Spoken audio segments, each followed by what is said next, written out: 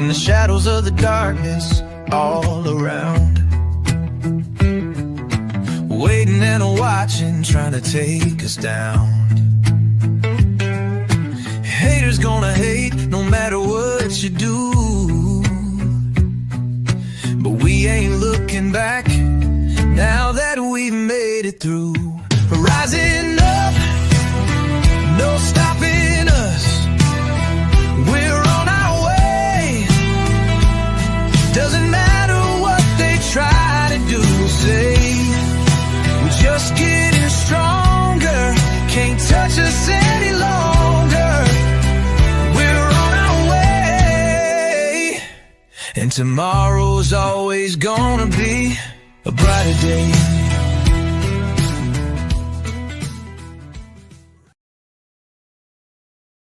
Hey, what's up?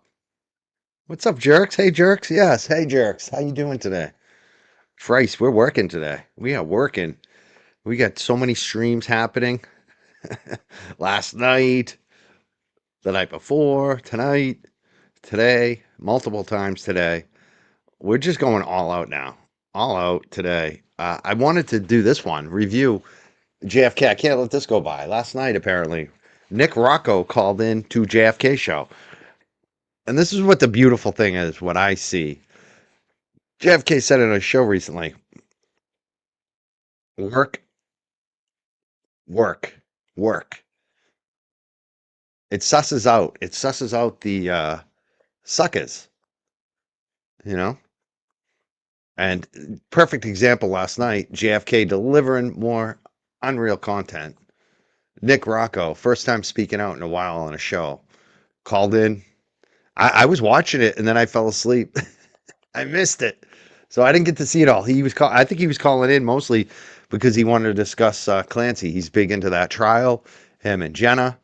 I'm not even going to play that stuff. I just want to hear about the Karen Reed. That's what I want to hear. We also have what's going on with the Tupac trial. Later tonight, we have a special guest coming back, Michael Carlin, author, He's been in many documentaries about Tupac. The assassination, Tupac assassination, the Battle of Compton is one of the biggest documentaries on Tupac. And he was one of the executive producers of that. It was based on his book, I can't even say it right now, Chaos Merchants. So there's so much going on. Yeah, he came up, exactly. Jay Brill is here. I love Jay Brill's here. Nick Rocco came up last night to debate Jay Brill about Clancy, which is interesting. And that's the thing. If you want to watch the entire show, we're going to link that up like we always do. Make sure you follow, subscribe to JFK if you haven't. Hopefully his numbers are going up. I think they are. Our numbers are going up. I imagine his are. Make sure you subscribe. Make sure you check it out. And like I said, I'm not going to play the entire interview. His show last night was worth watching. If you haven't watched it, replay it. But I figured we would just replay some of the Karen Reed Turtle Boy stuff. Aiden Carney, Karen Reed, because that's where Nick Rocco, everyone wants to hear what he has to say, right? And, maybe a month or two ago, I invited Nick on the show. And I thought he was going to come on. It seemed like he was going to come on. And then he kind of backed out when I understood why. Because it was, there's a lot of static in the air, so to speak. And to announce something and have him on the show, it just creates a lot of static. And for him to call in last night, just kind of unannounced last minute, I think, especially on JFK too, I think it makes a lot of sense. It was a good move. I'm glad he did it. I want to listen to it. I haven't really heard it. I heard a few seconds of it. So we're going to listen to this. We may listen to some Keefe D, from the Keefe D trial if we have time. We may replay some of the Dwayne Keefe D Davis trial testimony, especially from Reggie Wright Jr. We're going to be streaming that at 4 p.m. today. The trial, we're going to be covering that, Tupac at 4 p.m. And then at 8 p.m., this is Eastern time, 4 p.m. Eastern time, Tupac trial. We'll be streaming that. 8 p.m., we have Michael Carlin, author, coming on again to discuss this whole Tupac thing. But right now, I just want to play a little of this, JFK, his crew doing the work. And look what it yields. Let's see what Nick Rocco had to say last night. I'm really interested to hear what Nick had to say on JFK about what's going on right now with Karen Reed and Aiden and the whole thing. Second, since we got you up here, right? So you heard the Higgins AI boy on Loophole Lawyer. He had did this little AI thing, which I thought was cool of him. Let me find it. I can play it to you. Well, Scott McGinnis is saying the jury don't know she admitted anything.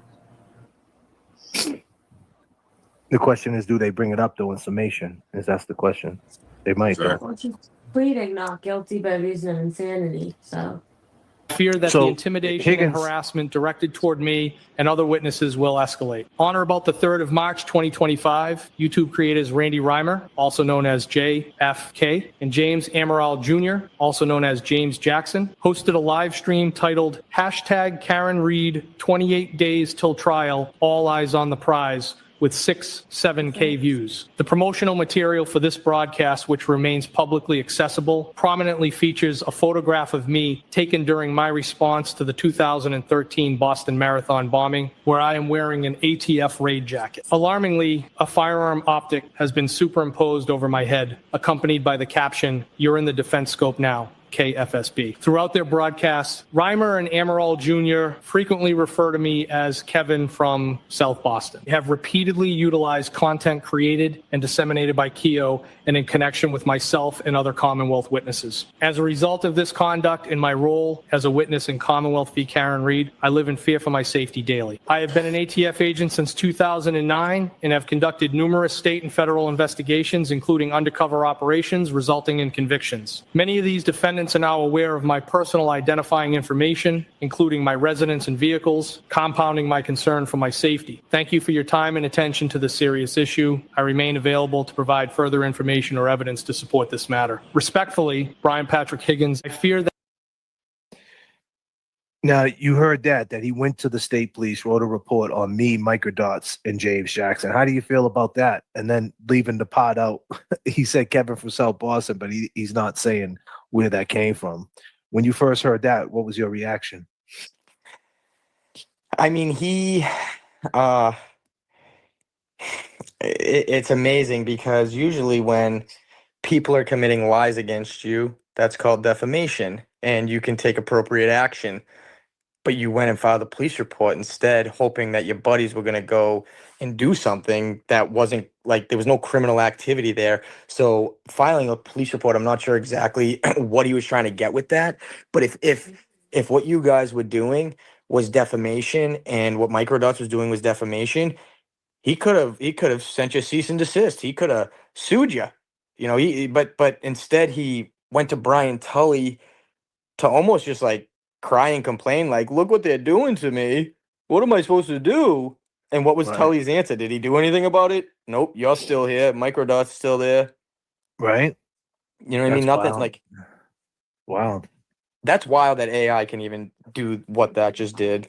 Like, Yeah. so basically AI just took what he wrote and used his voice. That's wild. That's scary. Yeah. Yeah. Loophole Lawyer did that. I clipped it from Loophole Lawyer's page. He does the AI shit. Yeah. Yeah, he did. Now put it But- this way, right? Like, if it wasn't true, Yes, that is Nick Rocco. That is Nick Rocco speaking. wouldn't bother him. Right. Exactly. But here's the thing. Keep in mind, that was March of 2025. That was 1 month before the trial, as if he was getting ahead of it. Like if he thought maybe that the phone call was going to come into the trial somehow. You know what I'm saying? Like, Oh, the Kevin from Boston phone call? yeah, like he did it right before the trial started. Like he made sure, like he put that out there. Was that the first trial or the second trial when he It was called the in? second trial. The second trial. It was March of 2025. The second trial started in April. They both started in April, right? Both trials started in April. So April 2025. So the phone call happened December of 2024, and it was March, a couple of months later. March And of when did you make the 2025. video? Well, what the reenactment and all that? Yeah. Yeah, December. We did it. That's when he called in. So He it was called all in. right. It was all around the. See, they watched everything. They were watching everything. Yeah, for sure. Yeah. And how many They're still how watching many everything. people are you know, like for example, I was part of the Canton Nine. I was holding a sign on a sidewalk in front of D&E Pizza. They tried to charge me, my wife, my minor cousin, and a few other people with felony witness intimidation and harassment for holding a Little sign. too.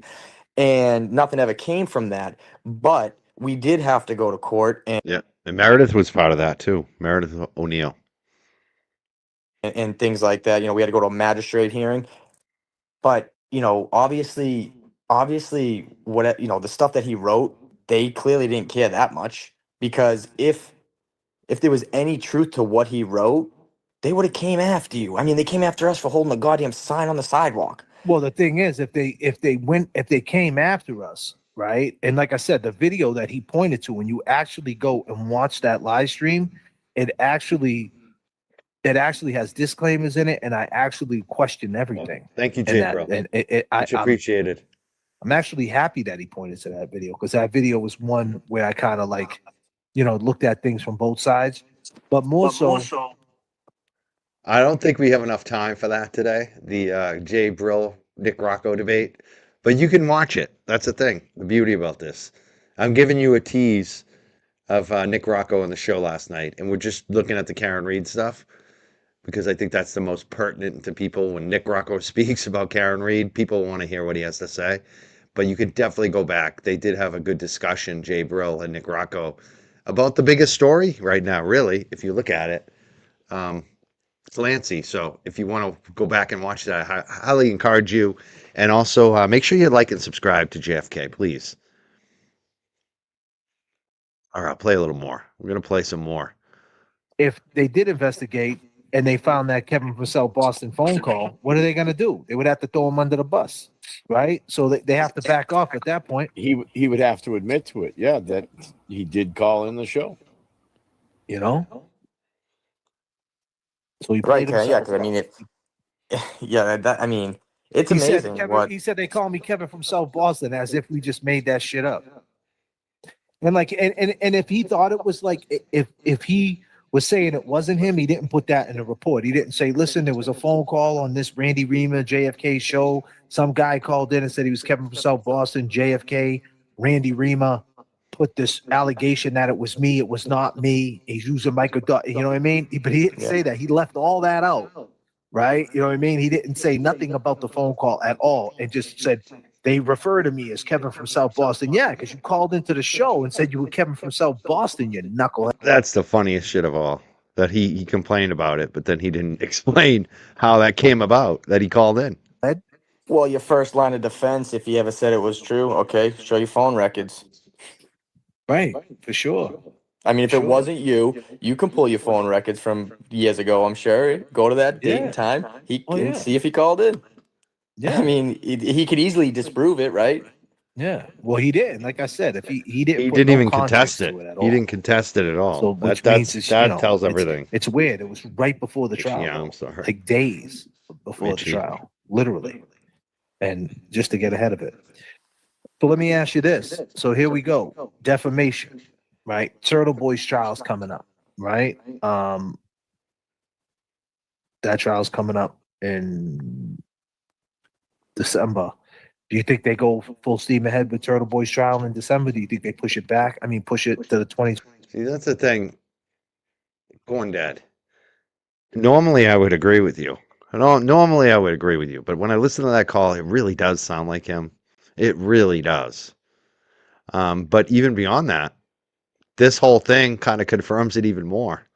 I mean, if it wasn't him, he would have said that in that filing.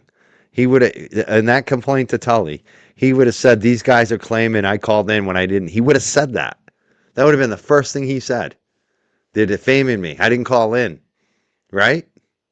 So to me, it proves that it was, in my opinion. I mean, it's not in a court of law, obviously, but to me, my opinion now, that confirms it even more that it was Higgins calling in, because that would have been the first thing he would have said to Tully. They're defaming me. They say I called in. I didn't call in. He didn't say that. What you don't say in a filing says a lot. You know, tells you a lot. 27, or you think they go with the plan December, the Turtle Boys trial? What do you think? Do I think the trial's going to happen? Yeah, you think it happens in December or they push it to 2027? What do you think? I mean, it's been what, 3 years already? I mean, what would be the reason to push it any further? Right. I mean, I think the prosecution at this point wants it to happen. The defense probably wants to push it out as long as they can. Okay. And how do you feel about this new Netflix documentary coming out that we heard that is a hit piece against Karen and Turtle? Are we worried about that? What did you hear about it? Or did you hear anything about it? I mean, in the way beginning of this, you know, I was contacted by them before I knew anything about, you know, who was involved and all this stuff. And they actually came to my town and took, you know, we had dinner, we talked. And in the beginning, everything seemed like it was going to be more on the side of like Karen Reed is not guilty. You know, they wanted, they wanted to, you know, meet with her parents, all these people. And they didn't end up getting the interviews that they wanted. And I think that gave them a little spite. So then they kind of just started, the people that were willing to talk to them was the other side. This is why this is such a scoop. You're hearing things that we've never heard before from Nick Rocco. JFK getting the scoop, you know, the JFK Showoff crew getting the scoop. It's because they work hard. Work will take care of the suckers. Work takes care of the suckers. JFK does the work. Always working. This is a good interview.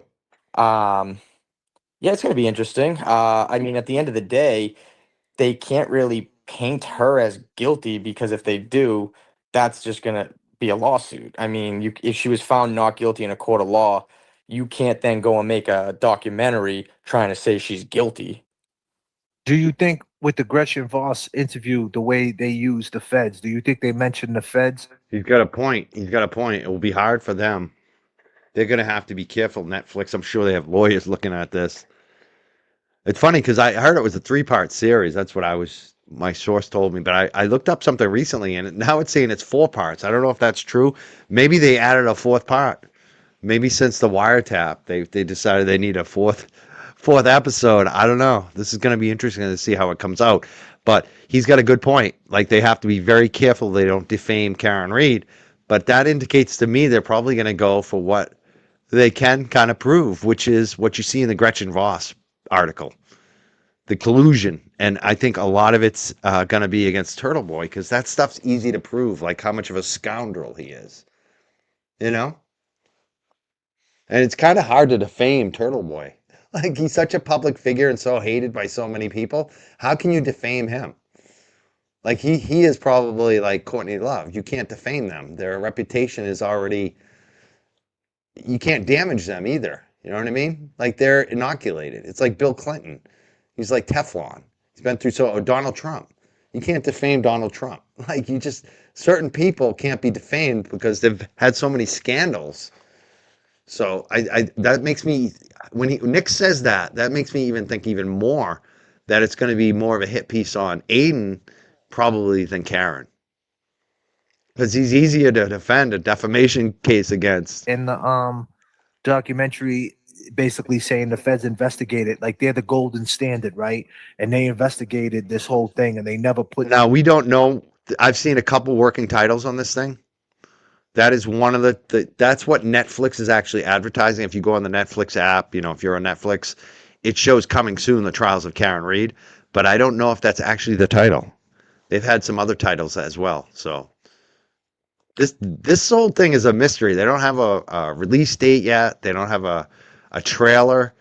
But November is not that far away, but it's enough time for them to really get the buzz going. I'm sure if it is coming out in November, I bet we see something probably pretty soon. But I don't know. We'll see what happens here. Maybe they're delaying it because they want to add more info to it. Charges against the House of Defendants, so that means they're not guilty. Do you think they use that to their benefit? What do you mean? Like, if... Well, we've seen the Gretchen Voss interview, how she... Let me rephrase it. We've seen the Gretchen Voss interview, right? And I mean the article in the magazine there that just came out. Yeah. And she said that, you know, the feds, Deitch, and another prosecutor went in on Colin. This is why this is a great platform to do this on, because JFK is going to ask the questions that everyone wants to know. He's not going to do a propaganda thing for Karen and Nick, but he's also supporting Karen and Nick. So this is a good place to do this. I'm glad that Nick popped up here. Let's see what else we hear. Colin was spun out. He went to the car. He started crying. And basically, they were interrogated worse than being in a room. They were interrogated by a grand jury, by the feds, the golden standard. And the feds still never put charges against them, right? Which ultimately, most people would think you got investigated a grand jury on the feds. If there was something, you would be charged, right? So do you think they used that in the documentary? If it was any indication in that article, do they use that same formula in the documentary to say, hey, look, we were investigated by the feds and they didn't come up with nothing? Exactly. And that goes to show you how innocent we are, the House of Defenders. So you think they go in that direction? I think both sides can say that. They Karen could. and the House Defenders. I mean, but at the end of the day, Karen went through 2 trials, and one jury found her, hung. The other one found her not guilty. So you can't say she did it. Yeah. So if she didn't do it, ultimately someone had to have done. Why this. can't you? Why can't Hold you on. say she did? You know what? One thing I want to say is I brought this point up earlier to Jenna was, so you want me to believe that Lindsay Clancy jumped out of a 2-story window, landed on her head. He goes back. He loves this. Gets paralyzed, but not even like the slightest cut on her head.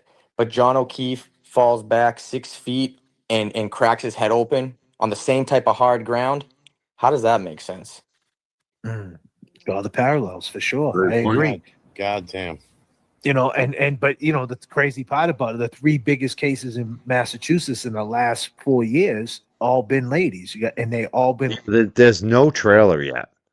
For some reason, when you go on Netflix, it actually just has like a little listing without a trailer. It's weird, but there's no trailer out. There's no announced date when it's coming out. It just says Trials of Karen Reed, and then it has coming soon. Nick Rocco is speaking for people that don't know. Nick Rocco is one of the biggest fundraisers for Karen ever, and he's also her friend, confidant. Nick Rocco. Ladies that had no criminal records. Lindsay, labor delivery, Karen, a professor, right? Or whatever, banker, and then Kelsey, a police officer. All 3 high profile cases, which is pretty wild to think, all 3 ladies. And 2 Ks and an L. So the 2 Ks got not guilty, and the L, are they trying to make her catch an L? They want Lindsay to catch an L. Is that the reason why they're going so hard? I don't know. But back to the Karen thing, you're saying that they can't call her guilty. Why not? I mean, just because she got found not guilty doesn't mean that she's innocent, right? You can get found not guilty and it doesn't mean you're innocent, sir. Yeah, but Sir. Netflix is a big company. Do you think they're going to go down that road? They did with Busta Murdoch. Yeah, and like when they did with Busta, now Busta's suing them for trying to say that. Do you remember when they were during that documentary, they were accusing him of killing the gay kid there, left him out in the street during the Murdoch trial? Mr. Murdoch, yeah. This is why I think they're going to focus more on Now he's on the witness intimidation, especially knowing Aiden has charges against him. It's much harder for them to lose that, and I think that's what they're going to focus on. I think they're going to focus on Aiden a lot and kind of what happened during the trials. How the crowd showed up and what the crowd was saying. suing Netflix for that. I mean, how far did they go? I mean, did they get any money off Netflix? I mean, they got that type of money, to fight that type of stuff. I don't know. So Netflix isn't the one making it. Sandpaper's making it and then basically selling it to Netflix. You know what I mean? So it's yeah, but Netflix is the big dog, right? So here's the thing. What happens if this goes to Netflix? It goes #1 during that time too.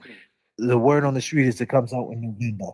So now November, we got feetsy season, right? Everybody wants to be wifed up, hoodie season, right? This, we're putting our Christmas trees up and everything's different. And it's just that 4th quarter pressure. What happens if it just catches new flames? Kind of like what happened with the Crash movie that came out. It just lit a whole new fire. What if it lights a whole new fire against Karen? But what's it gonna? And- I mean, what's it gonna change? They can't put her back on trial. No, it's not gonna. Thank you, the real MLF. She's been donating all day. I want to really appreciate that. Thank you so much. You just asked a question. Is everyone welcome here? I think everyone is welcome here if they're respectful and they don't bring a lot of drama. I think that's pretty much what the mods try to do over here, hopefully. All right. But thank you so much for the donation. Much appreciate. Gonna This change, public perception you're talking about. public perception more so for Turtle Boy is what should I say? Not so much for Karen, but for Turtle Boy, because Turtle Boy got a trial the next month. So does that hurt Turtle Boy? Netflix isn't going to hurt him any more than he hurts himself, dude. I mean, he goes live every night and hurts himself. So Netflix isn't going to do any more damage than he already does to himself. I disagree with that. I disagree. Because I don't know how much of the jury pool is watching his show. You know, most people don't know who Turtle Boy is, but they might watch it on Netflix. That's what I think. But I get what Nick's saying. He's talking about the court of law. Like, he's already done all the damage to himself anyways.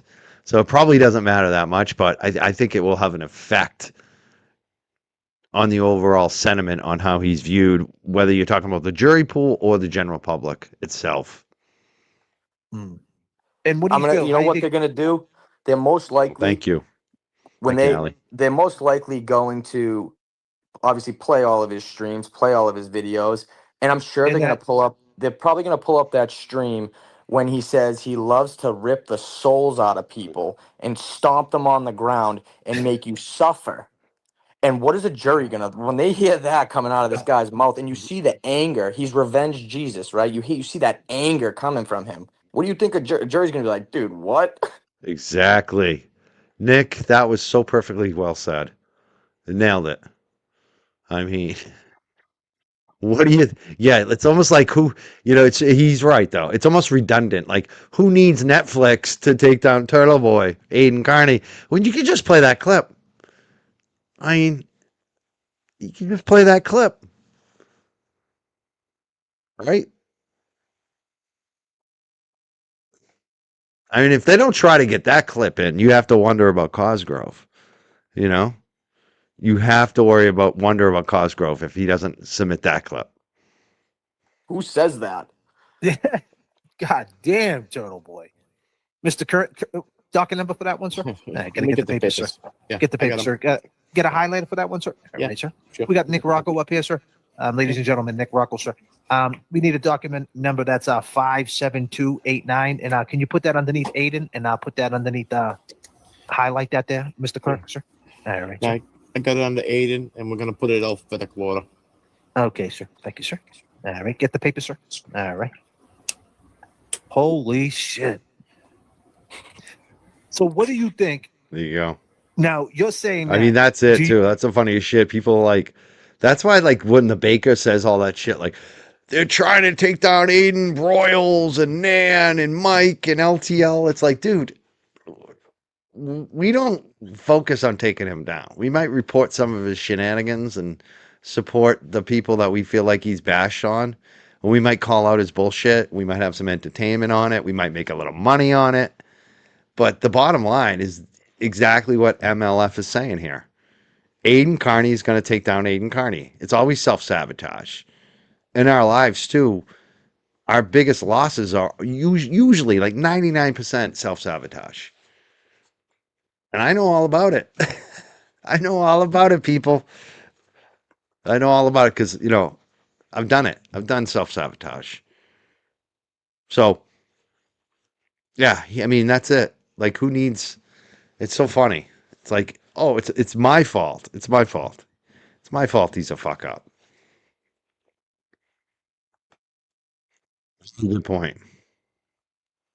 You think that he got like 7 charges or something like that? And I know, I'm not trying to. You don't have to answer this for sure. You don't have to answer this. And that's the thing. He tried to get us all canceled, and it didn't work. And now what's he gonna do? Ratchet Madness? He thinks that's gonna scare us away? I'll fucking tell people to vote for me. I hope he puts me on Ratchet Madness, and I hope I advance. Like, I want people to vote for me. We bet at least, like, especially if it's against some like women that don't have platforms. Vote for me in Ratchet Madness. It'd be a great honor. especially with the way he's going now. I can't Do wait. you think that he's walking from this, or do you think he's going to jail? What do you think, sir? And you don't have to answer. I mean, to be I don't know. honest, I mean the way that the jury system here is in Massachusetts, you never know. You never know who you're going to get on a jury, so you really can't predict the outcome of. I mean, look what happened with Karen. I was dead set this first trial she was going to be found not guilty, and then it was hung. So I mean, you just honestly never Yeah, know you don't know. what a jury's thinking until Fact. That's the thing. Nobody knows. That's why I always say go either way on his. He could be found not guilty. I think hung jury. I think if I have to bet, I think on the Clancy case, hung jury is probably what it's going to be, or not guilty. There's a small sliver it could be guilty. Aiden, if I had to bet, I would say not hung jury again. I think it's very likely he gets a hung jury. But I'd say there's a larger possibility he's convicted than Clancy is. But there's also a good chance he gets a not guilty too. So you never really know. You never know. Because you don't know who's on the jury. And you don't know especially right now, we don't even know what evidence is going to be presented, who's going to testify, what they're going to say. you see the verdict is in. Unfortunately, you can't predict any outcome. You That's a can't. great point. I agree with that. Different waves inside a trial for sure, can go in any direction. So do you think they're going to use sound bites against them, similar to what they did to Karen? Is that what you? I want to thank you so much, Bob. You didn't have to apologize, but I really appreciate that. I'm glad you're here. This is funny. The real MLF says, Mike, if that happens, we will have a Ratchet Madness party and celebrate. I know we might have to have a party, a counter programming with all the people who were in it. And we would definitely have more fun. Like, that's what we should do, actually. Invite all the contestants for an event without Turtle. We need a venue. Pick a venue. Let's do something. We might have to do something. If he's not, I mean, this depends. If he's in jail, then there's not going to be any Ratchet Madness, right? I don't know. I'm still thinking he could get picked up for New Jersey. I don't know. We'll see what happens here. Saying they're going to use his own words against him in the court. They're going to play his videos. Yeah, watch party. Is that what you're thinking? Well, I believe every charge that he's being charged with, he recorded, doing whatever he was doing. Everything's recorded. So why wouldn't they? I mean, when you shoot someone.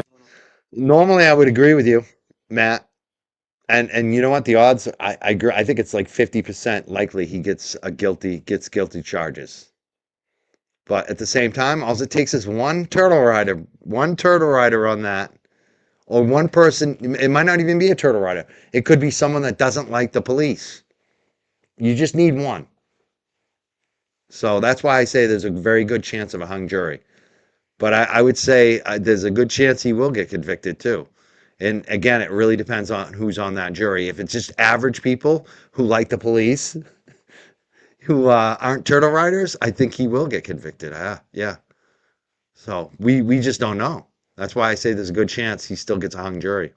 Don't count your chickens on anything with a jury, especially with this one. If it's on video, they're going to show that in court, right? Yeah. So if you do something and it's on video, they're going to show the court. They're going to show the jury that.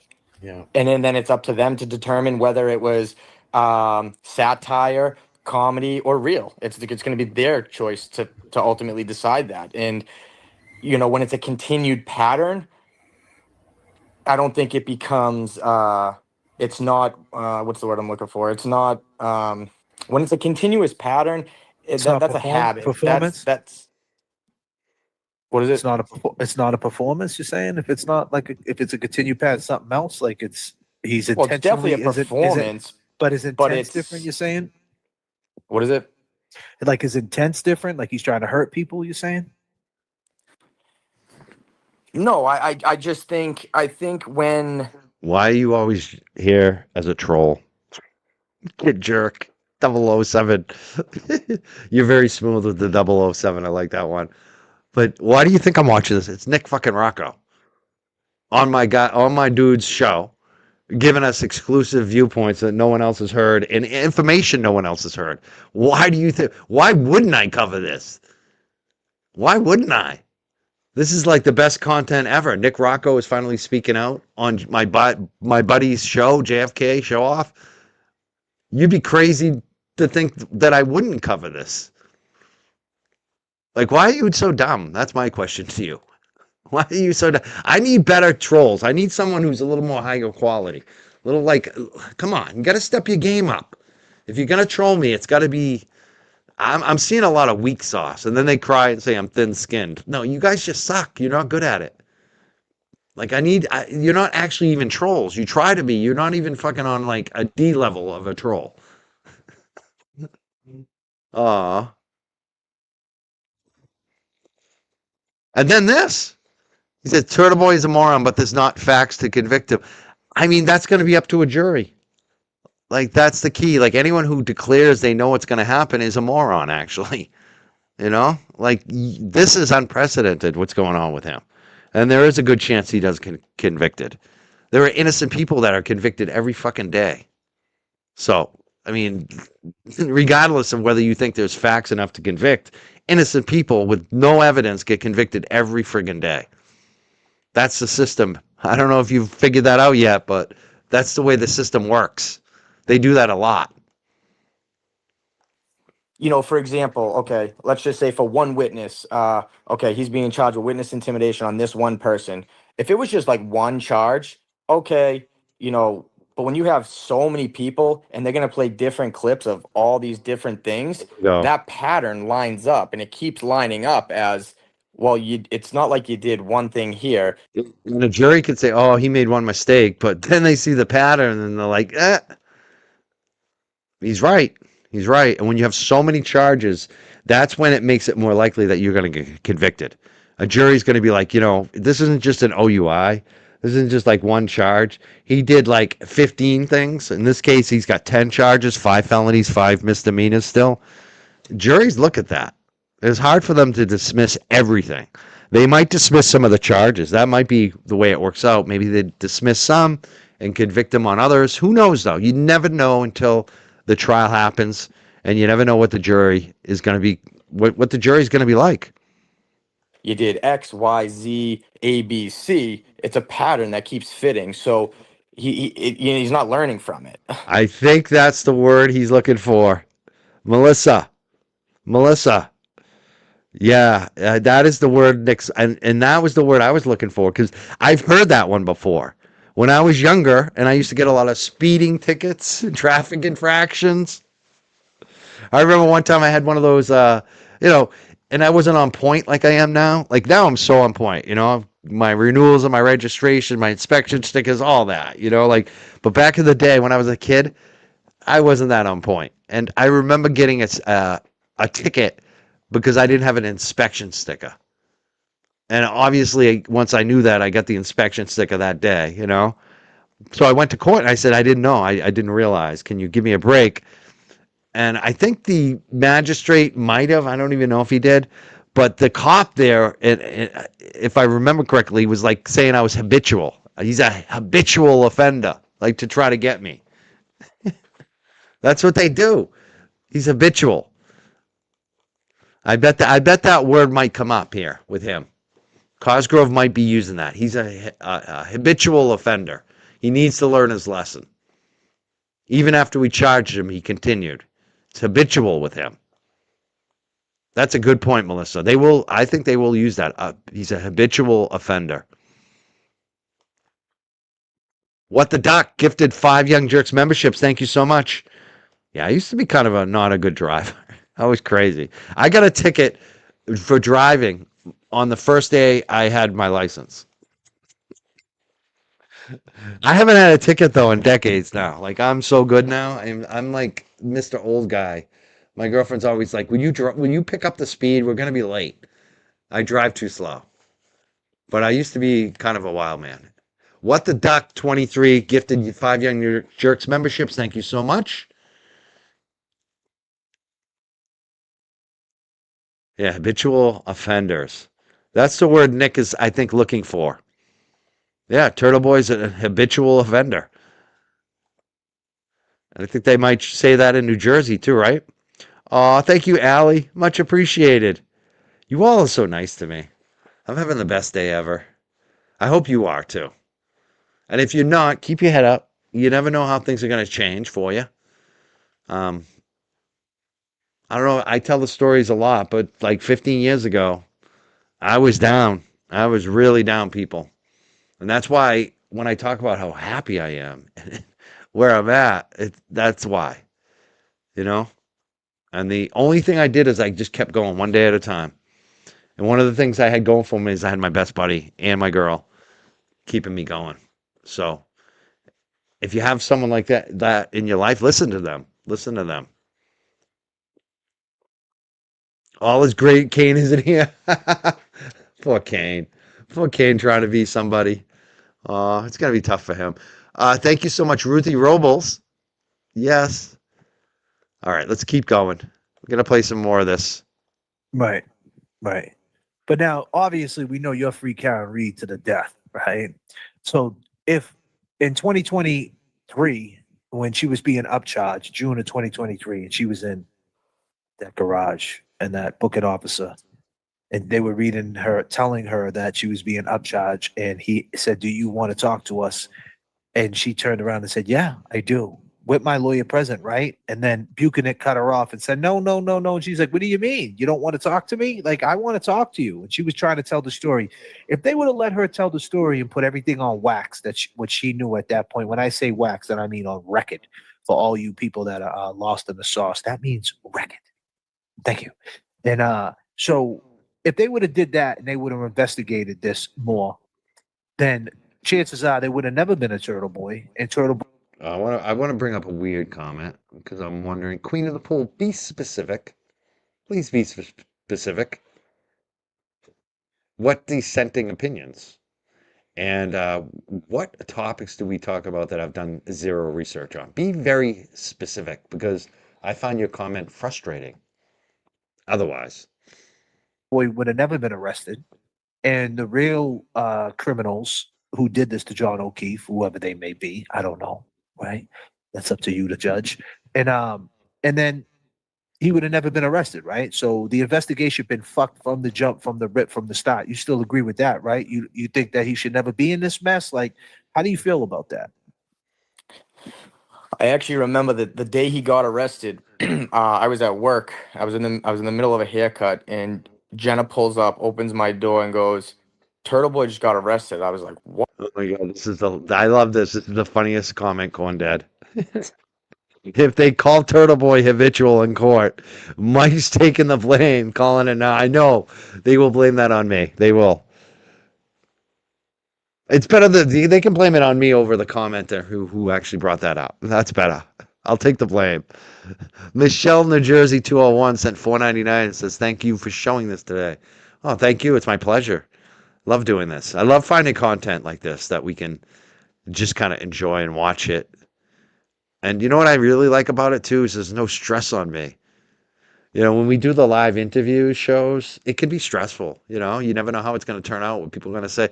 This for me is like a gold mine. It's like, oh my God, my boy JFK with Kevy Kev and Jay Brill got the exclusive interview with Nick Rocco, and they're just chilling talking. And it's just like me, I'm just relaxed here.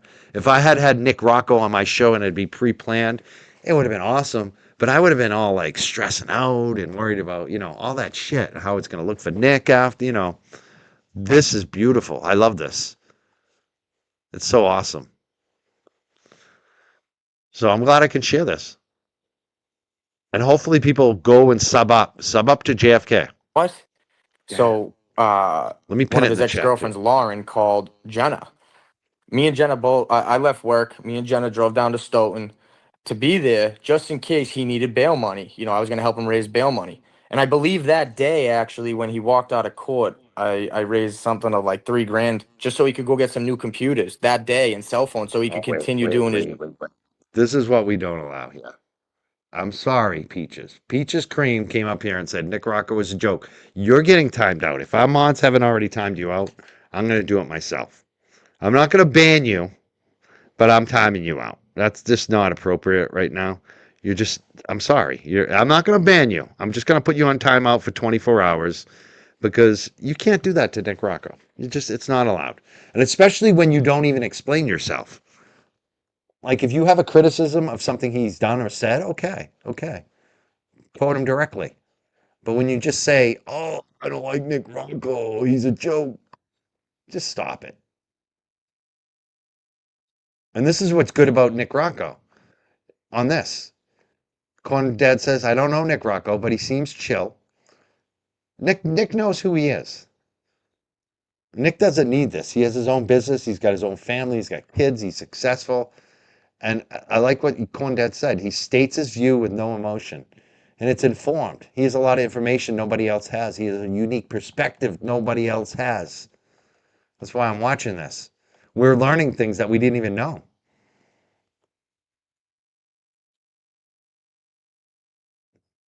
Thank you so much, Sandy. Sandy and Callie, 800 joules. Thank you so much. Oh, and she came through again with 200 more. Much appreciates it, Sandy. Yeah, Nick is cool. Nick is cool. And Nick is reasonable. That's what I like about Nick. Nick and I have had some, I don't even know what you call it. It was more like me reacting to shit, and he gets it. He doesn't hold shit. Like I like Nick. I think I think Nick is a normal stand-up dude. Nick is somebody that in real life, if I had grown up with him and we were friends, we'd be friends for life. You know what I mean? He's that type of person. He's normal. But He's I'm good. a piece of shit, right? Not a piece of shit. No, you're not a piece of shit, Nick. I like you, Nick. You're a good dude, man. What are you talking about? Yeah. You're a good Right. kid, man. What are you talking Nick's about? awesome. You're a Well, solid dude, man. Yep. You're up You're there from with a- us. Yeah, you're from around the way, man. But the point is, right, if the investigation would have got done right, none of Let's this step would have out even first. took place. There would have never even been any need of him at all. Right? Yeah, I mean, then there would be like I wouldn't have raised all like the money. Like there would be nothing if they Right. just searched the house from day one. I mean, it would have been a whole different story. So that's where I'm at with it. But we do know that's the conflict, right? This guy did so much shady things to so many people. That's the conflict. A lot of like, hey, you know what? I'm willing to separate the two. I think Karen Reed is innocent, but then again, they're on the Rocky Four shit with Turtle Boy. If he dies, he dies. Which it doesn't make any sense because most people believe the people that are prosecuting Turtle Boy are the people who actually did that to John O'Keefe. So it is weird, but that is where we're at with it. And that's just the way it ended up happening. Right now, me personally, I don't believe that. I believe that, I got my own opinions about things. I don't want to see the dude go to jail because it's what I just said. I think that they should have investigated it from the jump. And if they would have did their job, it probably would have never got to this point. And that's the Commonwealth fucking up per usual. But hey, we are where we are right now, right? So with that being said, right? How's Karen Reed doing, Mr. Rocco? Can we get an update on Karen? Can you speak on that? I mean, at this point, she's fighting all these cases, right? And we had the Reed files set to go, but obviously that got put on the back burner right now. She has, they're working out other things that are gonna elevate the podcast. So time will tell when it Ooh. comes. It is gonna come. But I think it's going to be a little different. It's not going to be a YouTube show. It's going to be more of a in-person podcast type of thing. Okay, that's dope. That's dope. So you said something is in the making that's even bigger that's happening right now. A pivot happened somewhere for the greater good is what you're saying. Yeah, and then the new thing is I got thrown out. I like trash, and I don't know why people believe everything they hear. It's actually comical. I've kept my relationship with Alan Jackson. There's no bad blood anywhere there. I talk to him quite often actually, but They just want all this stuff over. They want the cases done. She wants to move on. Everyone wants to move on from this. I'm sure Alan, as much as he loves destroying the Commonwealth, he's probably sick of coming to Massachusetts other than for the food. Because every time he comes to Massachusetts, he's in Norfolk County. You know what I mean? Like he's Right. always stuck in Norfolk County. Right. Right. Nah, that's a good point, Nick, man. And with that, you got anything you want to say to the people, man? Where can they find you? I appreciate you coming up here, setting the record straight. Always a pleasure to have you up here, Nick. Appreciate you speaking on some facts. And yeah, so basically what you heard, ladies and gentlemen, there was a pivot. They had the read files. There's a pivot. There's something bigger going on behind the scenes, and they're gonna get back to the read files and reboot it when they can. But pay attention to the pivot. Keep your eyes and ears open. Nick Rocco has spoken. Did that rhyme? Anyway, Nick Rocco, talk to the Thanks people. for having me, guys. It was a pleasure. My brother, man, hit me up anytime, my man. And we You might got be it. doing that Thursday night, man. If you could pop out, have a coffee with the boys. Sounds good. Great My talking man. to you. Yeah. Thank you, Nick.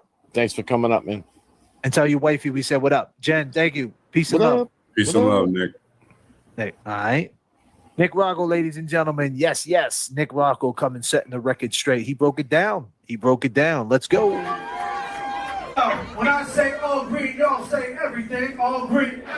All green. When I say 19, y'all say 88. 19. 19. You were trying to get away. You glorify your team like it's 88. It's hip hop, no shame in time. We all live the same 24. You just naming this now. 19. When I say static, y'all say select them. Static. Static.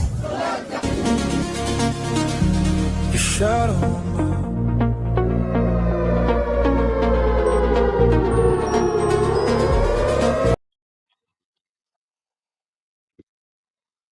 Segment there with Nick Rocco. I just want to ask some of our mods, just chill on timing everybody out. Like, I saw Scott got timed out for saying something about Turtle Boy. Like, he's allowed to say that. Like, we're talking about it. Like, please don't time out Scott McGinnis. Thank you. All right.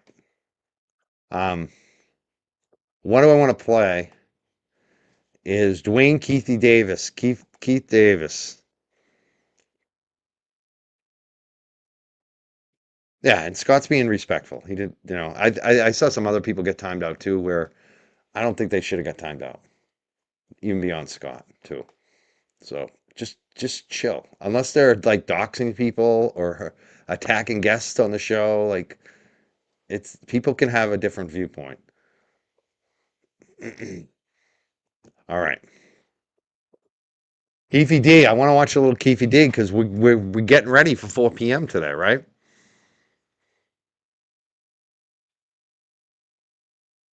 Even before, I was thinking we are gonna start with basically Reggie Wright Jr. today. But we might go back to Mob James. We might even go back to some of the detectives because so much has happened the last couple days. And this Keith Davis, Keefy D, Dwayne Davis, Keefy D, the Tupac trial. So we're going to play some more of that trial. And then we're going to redirect at 4 p.m. to the actual live court stream. We'll be streaming that today at 4 p.m. And then at 8 p.m. Eastern Time, we're going to have Michael Carlin back on the show. I'm going to interview Michael Carlin at 8 p.m. tonight. It's a long day for me. And I did walk some dogs today. Had a great day out there walking dogs. Two of my girls I haven't walked all summer, basically. They're back on school schedule. And it was nice to see the girls today. Fun. Yeah, the Tupac trial is kind of crazy. There's a lot that you can miss on it. And there's a lot of details that people don't know about. So we're just going to replay some of this. I want to watch it. I want to watch it again, especially this part with, because we're going to be talking about this tonight with Michael. And I just want to watch it where I'm not walking dogs. Hopefully no one calls me. That's the other thing. A lot of times I'm streaming and people are like, oh, the stream's down. It's been down for 10 minutes. It's because I'm on the phone with somebody. I get phone calls. I get people trying to hit me up all day, every day. All right, so let's just play a little of this before we transition at 4 p.m. to the actual live trial from today.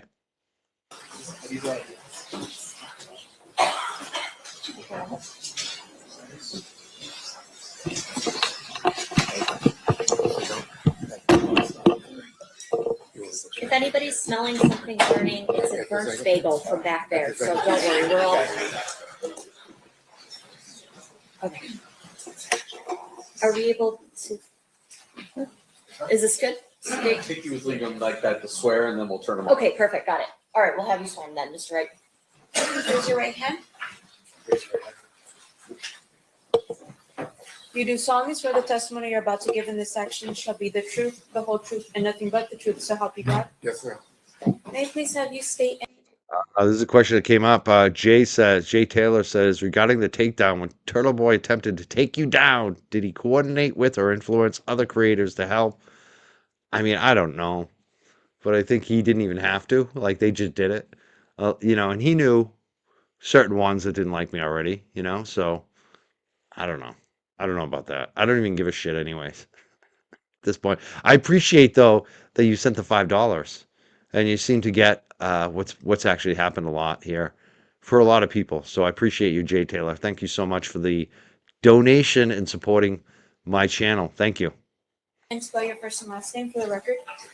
Reginald Lilburn Wright Jr. Reginald. Lilburn is Lil. B as in boy. URN. Wright is WRIGHT. And I'm a junior. Thank you, sir. Whenever you're ready, Mr. Paul, you may proceed.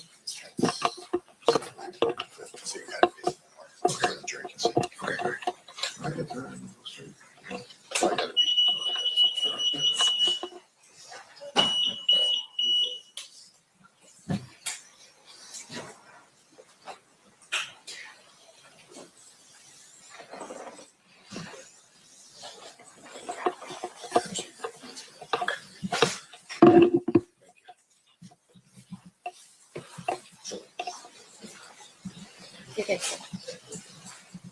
Good afternoon, sir. Good afternoon, sir. Do you mind if I call you Reggie? Of course. Okay. Sir, where did you grow up?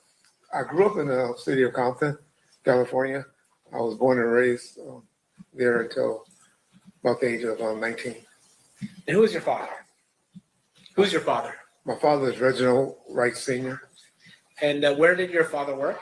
He worked for the city of Compton Police Department. And at some point, had he risen up the ranks of the Compton Police Department to become a lieutenant, is it, of gangs? Eventually captain, but Yeah. during most of his career was a lieutenant. Where did you ultimately become a police officer yourself? Yes, sir. When was that? I was a civilian jailer from 1985 until 1989. And then I became a police officer from 1989 until I retired in 1996. And why did you retire? I received a medical retirement for I have vascular necrosis in my right ankle, but that's not why I'm like this. This is a result of COVID. After you left the Compton PD or took your medical retirement, where did you next work? Well, to be honest, my last year or two of being a police officer, I was employed as death row security, head of security, and also had a private security company. Now, was that something that was called like moonlighting, that officers would moonlight when they were off duty? Yes, sir. Can you explain to us what moonlighting means when you're off duty? Well, moonlighting is pretty much just working off duty on your off duty hours, working for different companies. I worked for several companies. It wasn't just death row. I worked for trucking companies, doing security. Worked at a nightclub, the Raiders Club, that was inside of the Compton Hotel. Worked several video shoots.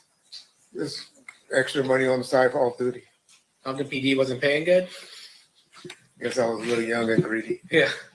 And then at some point you said one of the jobs that you had was moonlighting for Death Row. Is that right? Yes, sir. And can you tell us what Death Row is? Death Row Records is a record company. that was based out of Beverly Hills, California. And yeah, And who ran Death Row Records at that time? a gentleman that I actually grew up with at elementary school, junior high, and high school by the name of Marion Suge Knight. And when you say Suge, is that what he would go by? I call him Suge. So after you retired, did you, well, actually, let me take a step back. As part of your role as a police officer in Compton, were you familiar with the different neighborhoods and the members of different neighborhoods? Yes, sir. Was that part of your job to know what areas were associated with what gangs? Pretty much a job, and like I said, I started in like 1985, so kind of got familiar while I was working the jail, and it was something that was curious to me. Being that my father was active with the gangs, and it was something that was intriguing to me as well. So when you said you grew up with Suge, did you grow up in the same neighborhood that Suge grew up in? Yes, about 2 blocks away. Was that considered Mob Piru territory? That's correct, sir. Were you so when you were growing up, were you familiar with the Mob Piru? They came on eventually later. It was really a Looters Park, Piru area. But then, I guess when I was about in the 7th grade, which would have been like 1978, maybe a little later, 80, they started calling themselves the Mob Piru. So they were Looters Park, Piru before, and then they transitioned to be called Mob Piru. Yeah, we pretty much divided it, everything south of Rosecrans was mob, and everything north was, or the other way around.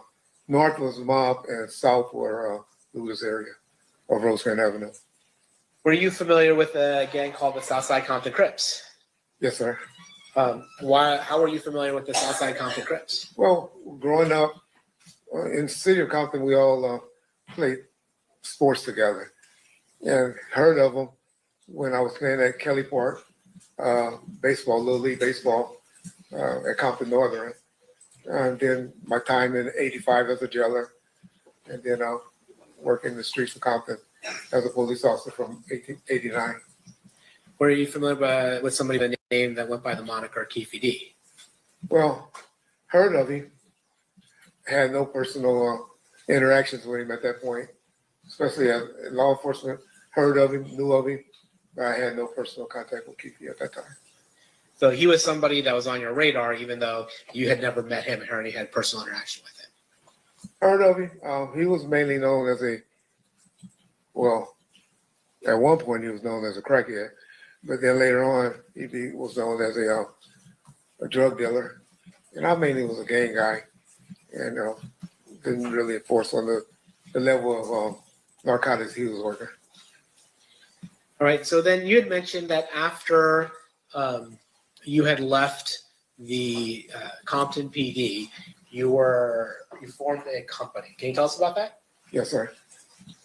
So in '94, initially I was using a private security company because I was kind of in charge for security for Death Row, called Code 4. But once I saw I was about to get retired, I opened up my own private company called Right Way Protective Services. And that didn't really get started until about 1995. But in '94, I was using another private company. And who were your clients? Was your client just Death Row, or did you do anything else? I had a couple of clients, like Honda of Pasadena, which was a automotive dealership, a dealership in Compton that they were repoing people's cars and they needed a car. But my biggest, 95% of my clientele was Death Row Records. Now, tell me about that. What were you doing when you're saying you're security, or you're a security company that's working for Death Row Records or getting contracted by Death Row Records? What does that mean, actually? It grew over a time period. In '94, it was just mainly just special events. And then I have a couple of off-duty or retired police officers hanging with the artists in '94. '95, '96, it got a little bigger. Had security at the office, at the recording studios, driving Mr. Knight around, uh, 2 with Mr. Shakur, 2 with Snoop Dogg, Mr. Brodus, and other artists when they went to promotional events like that. So I could pretty much have about 10 officers working a day. And when you say 10 officers, were the people that you would contract with or work for you in this world, were they largely off-duty police officers? Off-duty or reserves or retired. And why is that? Because they were able to carry guns concealed, where it's not exposed. We had exposed officers at the studio, but mainly the bodyguards were carried their weapons concealed. And we heard, and for the training as well. We heard from James McDonald just before you hit the stand. Was it fair to say that there were Mob Piru gang members also around Death Row Records? That's correct. Mob, looters, West Side, generally Pirus from the city of Compton. And are these gangs that are generally associated with the Bloods? Is that right? That's correct, sir. And so, and the Crips are, let me ask you, Crips and Bloods, are they an alliance or are they typically in conflict? Typically in conflict. However, Death Row was a unique situation because one of their main artists, prior to Mr. Shakur coming to the label, was Snoop Dogg, who was a known Crip from Long Beach. And they all seemed to have a great working relationship prior to my arrival and even during my arrival. All right. I want to ask you about Bad Boy Records. Are you familiar with a company called Bad Boy Records? Yes, I am. And who, to your knowledge, was running Bad Boy Records in the mid-90s? P. Diddy, Sean Combs, Puffy. I don't know what name he's going by today. All right. So we'll go with Mr. Combs for now. Okay. So Mr. Combs was running Bad Boy Record. And then who would you say is his most prominent artist at that time was? Christopher Wallace, Biggie Small. Now, I want to point out a couple things. He mentioned Snoop Dogg being a Crip. Reggie Wright Jr., this Reggie the Rat, we call him, who's on the screen right here. He's the former security director for Death Row Records. He's the guy who told his security team not to carry guns the night Tupac was killed. A lot of their security guards have spoken out in documentaries, movies, and told the story about Reggie Wright Jr. not allowing them to have guns on them, pulling people off of Tupac, the security. The security guards were threatened. 2 of them are now dead. Michael Moore being one of them. Frank Alexander being the other one. They were threatened by Reggie Wright Jr. Reggie Wright Jr. and his father were both cops. They were both later indicted and charged federally with the Crips as part of a Crip crime organization where they were importing drugs. They're drug dealers. This guy is a drug dealer. He's a former cop, drug dealer. He took over Death Row Records. I feel like he should have been asked a lot more questions about his crimes, especially about the dealing drugs and being a Crip, and how he profited off of Death Row Records after Suge went to jail. And did he have a motive? Did he have a motive to take over Death Row? You're going to see some of the questions get asked. Let's just watch this. Okay. And then was there tension between Death Row Records and Bad Boy, the Bad Boy Entertainment label? At what time period? Well, you tell me. At any point, did tension develop between Bad Boy Records and Death Row Records? Initially, when I was around in '94, there wasn't. However, some things happened in '95 that started tension between Death Row and Bad Boys.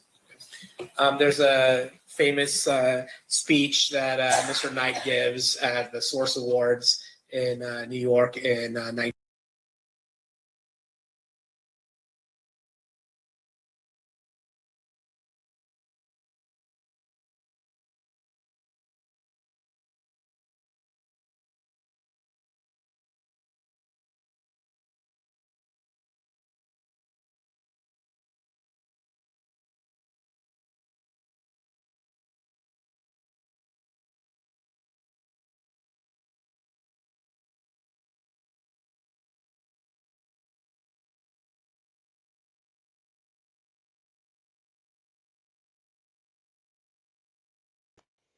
Oh, I'm sorry, I forgot to put myself on the screen. What it's going to say here is,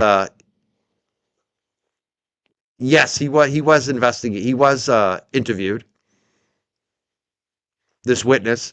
What you're going to find out is that he was also a confidential informant, and so wasn't Keith Davis, Dwayne Davis, and so wasn't Mom James. All of these guys are criminals who were confidential informants for the feds, and the police are definitely protecting Reggie the Rat, because they don't want people to know that LA police and LA Sheriff's Department were a part of Reggie Wright Jr.'s crew, who were criminals, who might have actually killed Tupac Shakur. There's a big cover up. And what you're also going to see here is that Reggie Wright Jr. was responsible for sending Dwayne Davis to some of these podcasters where he would talk his shit and get indicted. So basically what you're going to see is Reggie Wright Jr. set up Suge Knight. He set up this Keith Davis, Keefy D. He sets people up. But he's also a criminal. 1995, does that contribute to it? Yes, sir. That was August the 6th, 1995. But yes, sir. That was when he let the world know. And then there's another incident where one of Suge's associates was killed in Atlanta. Is that right? That was in September 25th, I believe. Yes, sir. And then is it fair to say that your perception of as security for Death Row Records was that somebody associated with Bad Boy Entertainment may have had something to do with the murder of one of Suge's friends in Atlanta? That was always the story that was told to us. Yes, sir. And so is it fair to say by 1995, the end of 1995, that there was significant tension between Bad Boy and Death Row? Yes, sir. And to the extent that it even involved violence with regards to Suge Knight's friend being killed. Correct. That was the first time something escalated to that point. Yes, sir. As security for Death Row, how did you handle this? Well, we was always on some type of attention when it came to Bad Boys or going to the East Coast, which Suge and I continuously went to the East Coast because he had a lot of business. The distributor, the main distributor, was located out there. The big trade, like the magazines and stuff, was out there. So I can honestly say he and I, and maybe a few of his homeboys, went out there at least once a week, once a month, I'm sorry, during that time. When Mr. Shakur came home, we went down a little bit, but we were still going out there, but we didn't go as much. And when you say when Mr. Shakur came home, at some point did Death Row sign Mr. Shakur to its record label? It's debated how that happened, but I'm not asking about the how. I'm just saying, did it happen? Yes, sir. I believe he came home October the 12th of 1995. Now, as security for Death Row, were you aware that Mr. Shakur was actually out on an appeals bond from prison from New York? Yes, sir. And I believe the allegation has something to do with sexual misconduct. Is that right? Yeah. If you don't know. I mean, something like that. I wouldn't call it that, but yes. Okay, whatever it was, there's some kind of issue.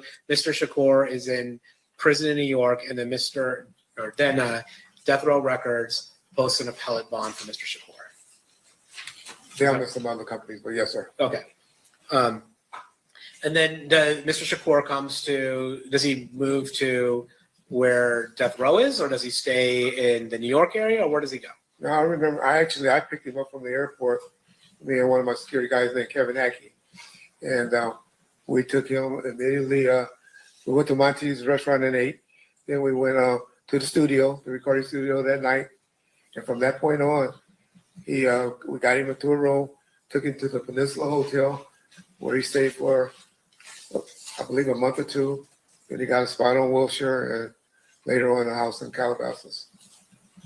As the head of Right Way Security, which was contracted by Death Row Records, were you responsible for Tupac Shakur's security? Yes, sir. How did you handle Tupac Shakur security? Well, I had two guys that were primarily always assigned to him. One guy was a guy by the name of Kevin Ackey, who was with him a lot at the beginning. Later on, towards the end, a gentleman by the name of Frank Alexander was the one that worked with him as well. And then I'll always have additional guys, like Al Giddings, as one of them fill in for him when those guys wasn't available. But generally always had one security guard with him. After this particular song came out, about May or June, we upped it to 2 security officers. Now, you mentioned a particular song came out that changed how you handle Tupac Shakur's security. What song are you talking about? It was a song called Hit 'Em Up. And is it fair to say that in that song, Tupac is aggressively expressing his dislike for the members of Bad Boy Entertainment as well as other artists? That's fair to say. And as a result of that, you decided to change security for Tupac or increase it? Well, I was a part of the discussion and ultimately had to approve it, but I'm sure Mr. Knight, possibly Mr. Shakur, and maybe the security officer that was primarily with them, we all agreed that he probably need another guy with him. Were you aware during this time of a gang from Compton being used by Bad Boy Entertainment when they came to the West Coast? We had heard those rumors and we were familiar. And what gang was that? Compton Southside Crips. Now, the Southside Crips, that was the same gang that you had told us earlier that Mr. Davis belonged to. Is that correct? Yes, sir. And by Mr. Davis, I mean Keefe D. That's what I believe he is, yes. Yeah. And then was there ever a time where Death Row and you and whatever other unofficial security Death Row had a clash with Bad Boy and the Southside Compton Crips at all? Yes. We had it at a Soul Train Music Awards. I previously stated that Mr. Davis was with him, and I even think I might have even said that he was one of the ones close to the guy with the gun. Never said he was the one with the gun, but there's been out there, social media, where a gentleman has came out and admitted that he was the one that actually had the gun that particular incident by the name of C. Gutter. So do you remember, well, I'm going to ask you what your independent recollection is. Tell us about that incident. So we're at the Soul Train, what is it? The Soul Train Music Awards? Soul Train Music Awards, yes. And approximately what timeline are we looking at? April, May of 95. Of 95? Sorry, 96. Okay, of 96. 96, I'm sorry. And you had mentioned before the song Hit 'Em Up. Was this before or after the song Hit 'Em Up? That was before Hit 'Em Up. Okay, that was before Hit 'Em Up. Yes. Okay, tell us what happened at the Soul Train Music Awards. We pulled in. Originally, we had an entourage of about 50 people with us, but they only allowed two cars of us to get back in the back parking lot because that's where they had all the setup and the motorhomes and stuff like that. So we drove in the back. Mr. Knight, Mr. Shakur, and a few of the outlaws was inside of a Hummer, and myself and Frank, which was Tupac's security that night, Mr. Shakur's security that night. We drove in behind them. As we was getting out of the vehicle or getting ready to park, Mr. Shakur saw Christopher Wallace and Sophie and a group of people, a few guys that I recognized from the South Side, in that entourage. As they were, Mr. Shakur immediately became enraged and started yelling and confrontation between Mr. Small, Biggie, and Mr. Shakur took place to the point where one of their guys brandished a weapon. And then that's when I pulled my firearm and towards him and begged with him, pleaded with him not to raise the gun. There was some security from the Nation of Islam there. They got in the middle of it, broke us up. The gentlemen took off and ran towards the street in the parking lot. I'm sorry, who ran towards the street? The gentleman with the gun and couple of the people that was with him took off and ran. Now, you said that was, that South Side was providing that type of backup. They were with them in entourage. So. Do you recall whether Dwayne Davis was one of those people? Believe he was. I know he was with them, but like I said, I don't believe he was the one with the gun. All right, let's fast forward to September 7th, 1996, or that weekend. When do you come to Las Vegas for that weekend? I came out that Friday. I believe that was the 6th. The Friday was the 6th. I think the 7th is the day. Yes. Oh, okay. So I came out that Friday. So we had a nightclub that was in the process of being open. And out here, I guess, there's some type of cars that everyone that work around people that's having alcohol, I think they were called town cars or something like that at the time. I had to get all my security guards to have those particular cars for that night because the attorney that was assisting us in getting the club open said, hey, y'all got to be really on y'all P's. We got to have everything on point because if everything goes smoothly tonight, there's a good chance we're going to be able to get the permits transferred from the previous owners to Mr. Knight's name. Okay, so I want to stop you there. Okay. First, you're talking about you got advice from an attorney. Do you remember who that attorney was? Yes, sir. Who was that attorney? George Calise. Okay. And then when you got the advice from the attorney was generally telling you got to be on your P's and Q's, so to speak. Yes.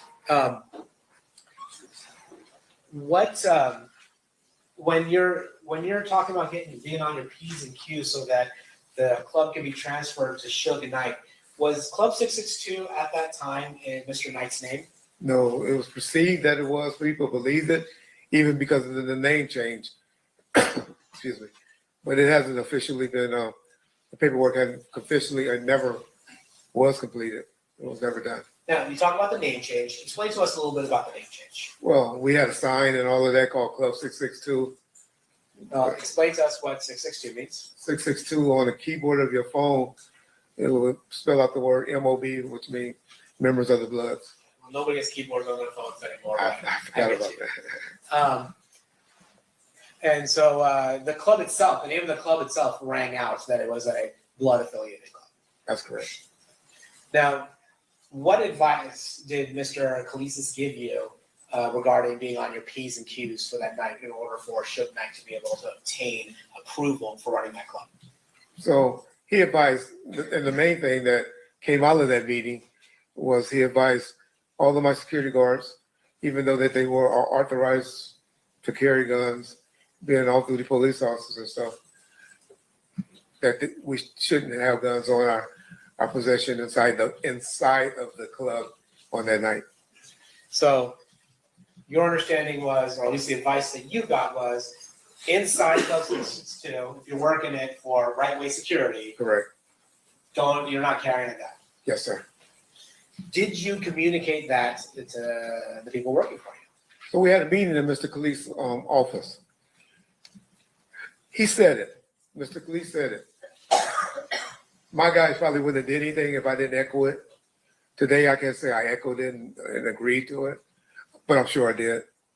So you're saying is you don't have an independent recollection, but you think you probably did echo Mr. Kali's advice. Yes, sir. And when was this meeting?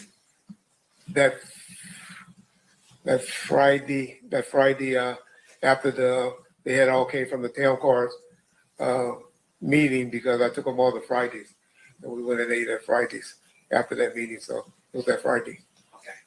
And then so the process was with your folks, people working with you, was that they had to get their TAM cards or whatever temporary work cards required to do the work that you needed them to do in 662. Then have a meeting with the attorney. The attorney tells them, hey, we're trying to get this club transferred to Suge's name. Let's keep it clean and don't carry a firearm. That's correct. Did you do anything else that night, Friday at all relevant to the events that occurred on September 7th, 1996? The club actually opened on Fridays and Saturdays, but for some reason, we didn't get a big attendance on Friday nights. But Saturday night, it was a different night. So you knew that that night, September 7th, 1996, was the night that Mike Tyson was fighting Bruce Stockton. Is that correct? Yes, sir. And was that part of the reason why you guys were going to have the club open because of that fight? That was the only time the club, under Mr. Knight, the Club 662 banner, we only did that about 3 times. And that would have been the 4th time. And so we only opened those 4 times, the Friday and the Saturday. And then we did it one more time where Mr. Shakur and Snoop Dogg did a St. Ives commercial, which was just a promotional private video shoot for a commercial. Now, who was in charge of the security for Club 662 that night? Well, ultimately I am, but I had a on site supervisor by the name of Al Giddens. He was actually who I consider in charge of the club, but ultimately as the owner, I was. And then we heard from James McDonald. He's suggested that he had a role in security as well, maybe different than your role in security. Were you aware of James McDonald being there at the club? Yeah, James was a headache for my security. They hated him. But he and we've been knowing each other over 52 years, So, I mean, that was like my brother. So James used to do it as a hustle. What James would do is go outside, get guys that look like they had a bunch of money, and bring them to the front of the line. And that drove my security crazy, but James was just out there working the door. Sugar have a bunch of his homeboys to come and be on the lookout, still, blood related, Paru related, to be around. But James was mainly doing a little side hustle. Now, in terms of as the person in charge or the person contracted to be in charge of death row security, were you aware that Tupac Shakur was going to come to the fight on September 7th, 1996? Definitely the plan. That was definitely the plan, and there was a reason that I knew he had to come, but that was definitely the plan. Okay, well, tell us the reason why he had to come. So we, Mr. Khalees, who he had something worked out, because that's why we had off-duty police officers. I don't know if they were off-duty. They were in uniform, so I don't know if they was working off-duty or they were on duty. But my guys were responsible from the door inside, where the police officers were responsible for the door and the street traffic control and the parking lot. And so I guess how they got that approved was well, if you're guessing, okay. I don't want you to guess. Were you the person responsible for whatever event control or traffic control that the Las Vegas Metropolitan Police Department did? No, sir. Were you the point of contact? I was the point of contact for the club, yes. Yeah, but you were the point of contact for the club. And then is it fair to say that the person dealing with whatever traffic control or event control or population control, whatever it was that the attorney, George Gleason's? He was the one that got them there. Okay. Made the call to get them there. Okay. So you weren't the one that called Metro? No, sir. So anything that you would have said regarding that is just kind of you trying to put the dots together, assuming what that conversation might have been. And the only reason I say that because I knew we promoted it as a benefit for a retired boxer, for a police or he was a retired police officer that were promoting or had something to do with the boxing for youth or something like that. So that kind of is adding to the P's and Q's that make Mr. Knight look better when they transfer out, when they're trying to transfer this club. Hey, we're also holding a benefit. That and also Mr. Shakur was trying to work off some community service hours that he needed. I don't know how they made it happen in LA County. And so Mr. Shakur was scheduled to perform that night at Club 662. Is that right? Yes, sir. And so you're telling us that it was your understanding that Mr. Shakur performing at Club 662 at this benefit would help him accumulate hours for community service. Yes, sir. So when was Tupac Shakur supposed to come to Las Vegas? Well, they always came up on that Saturday. I know that they arrived about 4 p.m. on that Saturday, but if they were scheduled to come out earlier or not, I'm not sure. And then at some point, who's the security for Tupac that Saturday? Mr. Alexander, but he was out there with me, getting the town cars and everything. Mr. Shakur actually rode up with, I guess, his fiance and a few members of the Outlaws. And who are the Outlaws? The Outlaws is a bunch of people, actually, but it's a group of rappers that works with Mr. Shakur that he was trying to help get their careers going. And was Malcolm Greenidge one of the members of the Outlaws? Yes, sir. And I think he goes by the name Edie Amin. That's correct, sir. And Qatari Cox, was he one of the members of the Outlaws? Yes, sir. And then Afula, and I always get the name wrong, but Mr. Afula, was he also one of the members of the Outlaws? He was as well. Okay. And you said Mr. Alexander was the person that's supposed to be working security, or the person assigned for security for Mr. Shakur, but that he was with you. So on Saturday, was anybody with Mr. Shakur? No, sir. And you had mentioned earlier that after the song "Hit 'Em Up" had come out, and that was probably 3-4 months before this, you had assigned 2 security officers to Mr. Shakur. That's correct. So where's the other one? Well, that was Mr. Hackey, Kevin Hackey. He was scheduled to also be attending and writing, and that's what I actually thought was going to be with him, coming up with him, because he normally was with him. You know, him and Mr. Alexander, they kind of worked out who would be with Mr. Shakur. And for some reason, he didn't show up. He now telling me he had a late arrest and he was stuck at the hospital all day dealing with her arrest. So the fight night arrives. Where are you? You go to the fight? I went to the parking lot of the fight, so it was kind of hectic to get inside, but also got a call from Mr. Giddings, Al Giddings, who was my supervisor at the club, and they was having some logistic problems there, and I elected to go and a lot of what Reggie is saying here about the security is very much contested. Straight Game TV broke a lot of this down. If you want to see exactly what I'm talking about, check out Straight Game TV. He broke it all down. We'll be talking about it with Michael Carlin tonight at 8 p.m. definitely, because a lot of what Reggie said about Kevin Hackey and all of that, when Reggie's lips are moving, I don't trust him. I don't trust him. Reggie tells a lot of stories, and his stories change over time. get things in order at the club. So you get to the parking lot at MGM, see it's a little crazy, and decide to head over to Club 662. That's correct. And was Club 662, it was on Flamingo, is that right? 1700 block of Flamingo, yes, sir. Okay. Actually, can I see Exhibit 2? Going to publish Exhibit 2, which has already been admitted. All right, actually, Mr. Wright, you're not in position great. Scott, this guy isn't the doorman. He's the head of security for Death Row Records, and he's also a gang member, and he's also a retired cop, the son of a powerful retired cop, and both him and his father were federally charged for drug dealing with Crips.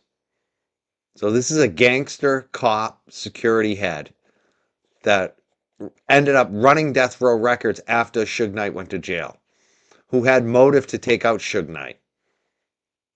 That's who's on the stand right now. He's a corrupt former police officer, the son of a powerful police officer. And he also cooperates with the FBI. He's a snitch too. He's a criminal snitch who was criminally charged and I think he took a plea deal, if I'm right on that. federally. That's who's on the stand right now.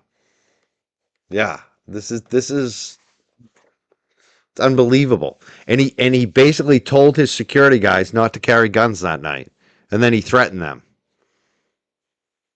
and 2 of them ended up dead. And the author who broke a lot of this with retired detective Russell Poole from LA Police Department, he wrote a book about it. He had a documentary on it. He's going to be on the show tonight at 8 p.m. discussing a lot of this.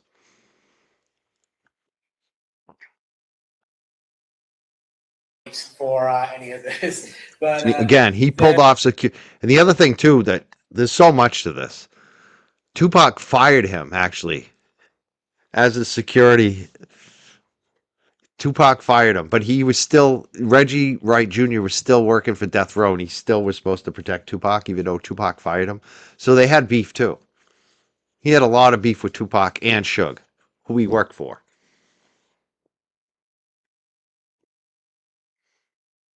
And again, who Snoop Dogg is a Crip, Reggie Wright's a Crip, Harry O, I believe, was a Crip. Harry O, the guy who gave the money to Death Row that ended up suing Death Row, who was in prison, who just got out of prison recently because of Donald Trump and Snoop Dogg and bought Death Row.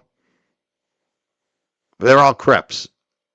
Suge Knight and Tupac were Bloods. yeah, there we have. Can you see the 662 up there? I don't have my glasses. No worries. I'm sorry. I got you.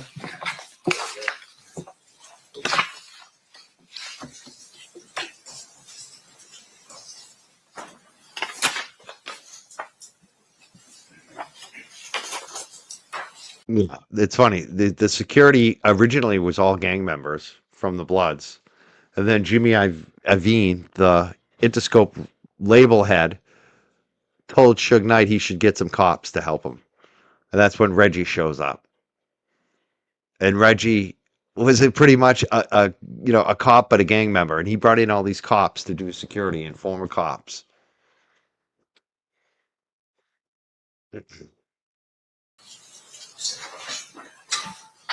Permission to approach, Your Honor? Your Honor, permission to approach? Okay. My Um, name is Bob Coleman Freely. Thank you.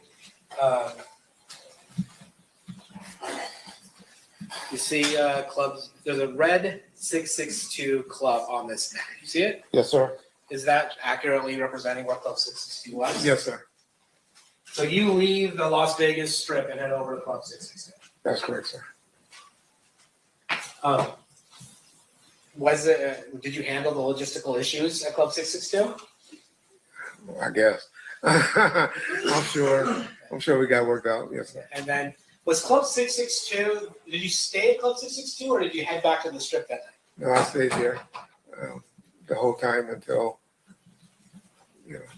I was contacted by some other individuals. Okay, so we'll start before we get there. How was 662 super busy that night, or was it kind of less crowded? The clubs generally didn't start getting crowded till about 11 p.m. I think we were there like 8:30. So it eventually got there, but I wouldn't call it super crowded at that point. And then you said you were there, and then you something changed. Well, we all know that on September 7th, 1996, Tupac Shakur was shot, and Mr. Knight was at least grazed in the head by a bullet. Did you find out about that? Yes, sir. How did you find out about that? 2 gentlemen, Buntry, true name was Alton McDonald, and a gentleman by the name of Neckbone. Well, his true name is Roger Williams, and his moniker is Neckbone. They came inside the club and came straight to me. It was like, Reggie, Suge and Pop just got shot down the street. I thought they were messing with me because they like, where Reggie at, because I wasn't there with him. But then Mr. Khaleesi, who was standing near me, I guess he talked to some of the officers that was working out front, and he kind of verified to me that something happened. And then by the time I see about 4 or 5 other units that were working at the club, they started taking out heading that way. Now you mentioned 2 people, Buntry, Alton McDonald. Does Buntry have any relation to James McDonald, the person that testified before you? That's his little brother. Yes, sir. And then you had mentioned Neckbone, Roger Williams. Were these people employed by Right Way Security? No, sir. Were they part of Mob Pyro? Yes, sir. Is it fair to say, as we talked about earlier, that Suge would have members of Mob Pyro? Correct. And while they weren't official security, would you say they provided a different form of security? That would be a fair. Yes, that's correct. So upon hearing the fact that, well, at that time when Suge Knight and Tupac Shakur were headed to Club 662, were you aware of their movements? Were you aware that they were headed over to the club at that point? Not at that point. I hadn't heard anything. Frank hadn't communicated anything with me, and I just knew they would eventually will get there. But no, I didn't know any movement where they were at or when they were coming towards our way. Oh, you had said Frank hadn't told you anything. At this point, had Frank met up with Tupac? Oh, I'm sorry. Frank was with Mr. Shakur since about 4 p.m. on that day, 4 to 5 p.m. on Saturday. He was with him all that day. So he didn't drive out with Mr. Shakur, but he eventually met up with Mr. Shakur. That's correct. Him and another gentleman who initially was with him by the name of Michael Moore. And was Mr. Moore also a member of security? He worked for Right Way as well. Okay. And so then you have Mr. Shakur, Mr. Knight headed to Club 662. To your knowledge, were there other people headed over? I guess we already heard about Neckbone and Buntry. Were there other people headed over to Club 662 with Mr. Knight and Mr. Shakur? On driving over, was it more than one car, or were there a number of cars driving over to Club 662? And I can only speak on what I know now. Yeah. Okay, well, no, back then, did you know? I just know who normally with them. So after Buntry and Neckbone tell you that Mr. Shakur and Mr. Knight had been shot, and you seem to get some confirmation from the attorney, what do? Me and Mr. Khalees and Michael Moore, who was with Mr. Shakur earlier, who got, his primary job was to work at the club. He and I jumped in the car with Mr. Khalees and headed towards the scene, but where we were told Mr. Shakur and Mr. Knight was. However, en route, Mr. Khalees was on the phone and we were notified that they were headed to UMC. So did you go to UMC then? That's correct. Now, taking a step back, did you see the car that Buntry and Neckbone arrived to Club 662 in? Eventually, yes, sir. And did you notice anything notable about that car? Yes, Mr. Buntry, he had a Toyota Supra that was black, and he had one bullet hole to the driver's side fender. Now, let's go back to, you're on your way back to, or you're on your way over to UMC. What happens at UMC? Get there. Of course, Mr. Knight and Mr. Shakur was in the emergency room. I didn't get to see Mr. Knight until about 3 hours later. I saw him, but there was a lot of people gathering. Yes, people heard what happened from the club. They started gathering there, and people were just starting to gather, and in the parking lot outside of the hospital. Was Mr. Knight held at UMC for a long time, or like for weeks, or what happened with Mr. Knight? No, Mr. Knight was released. I left prior. I don't know why I left. I left prior to him getting released about 4 or 5 that morning. But I know I was back at his house. I went and got his home secured. And I know I was back at his house about 6 a.m. to 7 a.m. that morning. I was with him all that day. After all this, or sometime during this, do you make contact with your father? Yes, sir. How do you do that? By phone. I called him a couple of times throughout that night. Told him what had just happened to Suge and Mr. Shakur. It's kind of stressful for me. Called him a few times that night. How are you calling him? By cell phone. Oh, you had a cell phone at the time? Yes, sir. Okay. And did you Was there anything that you felt you had to relate to him in order to let him know what might be happening the next day? Well, during that night or that early morning, I was getting information from people in the parking lot and around the, hey, you know, they got into it at the MGM with some guys from Southside Compton Clubs. And so I relayed that to him. They didn't know who the people were, just that they got into it with some guys from Southside. And I told them, hey, it's going to be trouble back in Compton. When did you go back to Compton? When did you go back to California? About 2 weeks later. So you were in town while Mr. Shakur was at the hospital. The whole time he was at the hospital, and that following week as well. What was your role while Mr. Shakur was in the hospital? I had two guys assigned outside his door the whole time he was fighting for his life. And they were there just we had problems with, I remember a candy striper tried to sneak up and take a picture of him while he was lying, fighting for his life. And we were just trying to keep people out. Of course, Ms. Shakur, his mother, was in charge, but just mainly trying to keep people out that she didn't want in or got her permission to come in to see Mr. Shakur while he was fighting for his life. And then you had said after Mr. Shakur had passed, you stayed in Vegas for another week. That's correct. Why is that? Well, I'm the one that actually received his ashes and had one of my security guys by the name of James Green fly back with the ashes and eventually delivered them to someone in the family. I believe it was the mother, but if it wasn't her, it was somebody that she authorized to receive the ashes. But you weren't the person that delivered the ashes. James Green was. You received the ashes and Yes. then gave it To James. Yes.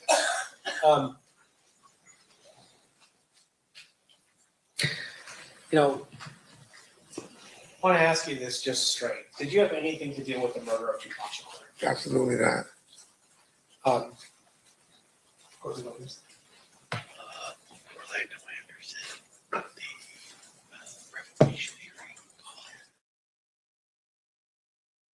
As a result of the beating of Orlando Anderson at the MGM Grand, were there any legal proceedings that involved Mr. Knight?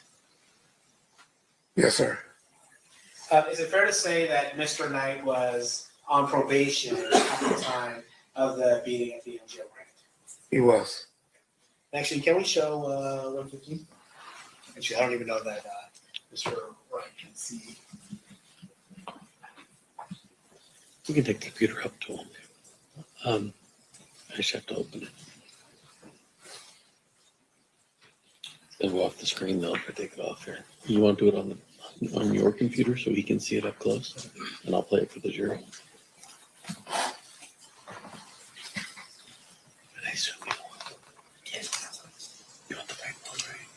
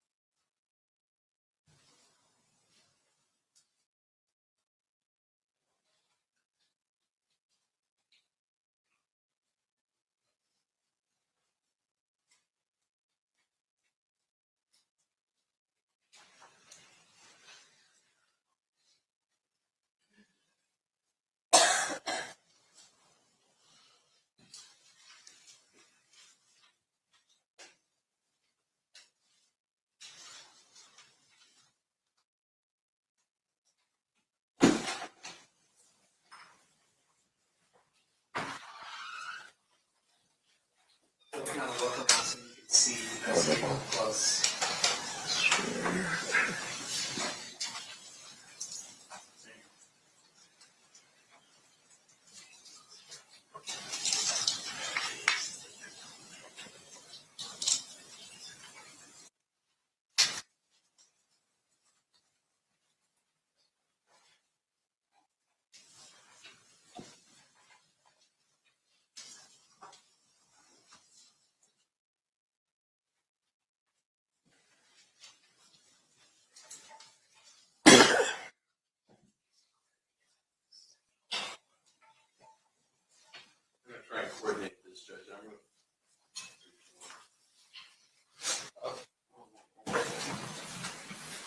to show it to you up close, Mr. Wright, while Mr. DiGiacomo shows it to the members of the jury.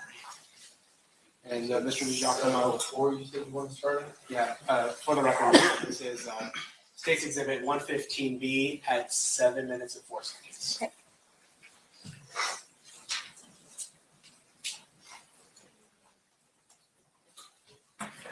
Here, just actually, before we start playing,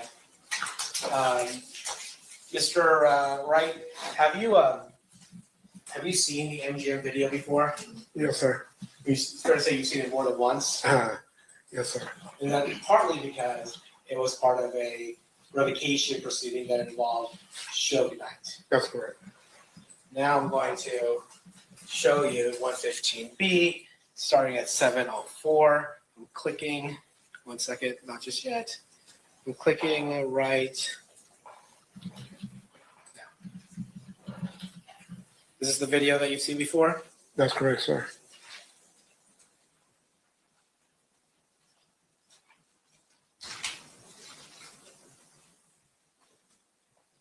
I'm gonna pause. Starting at 7:20.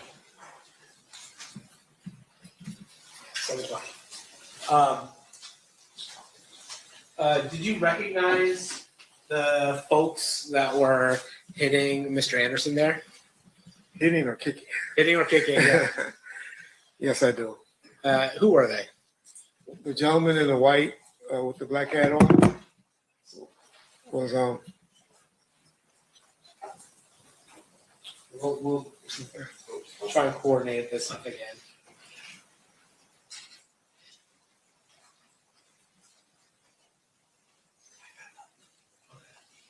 Oh, can you see it? I can see it. Yes, sir. Oh, okay. Well, then can you tell us the people who are involved in this? That gentleman right there in the white is Buntry, Alton McDonald.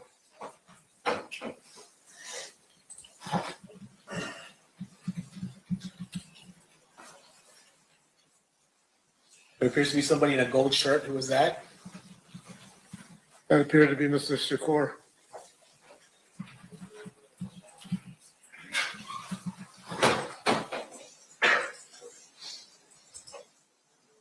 There's a person in gray on gray, looks like outfit. Do you know who that is?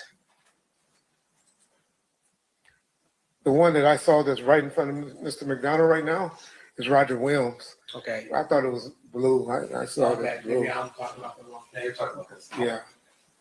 I'm gonna approach her. Okay.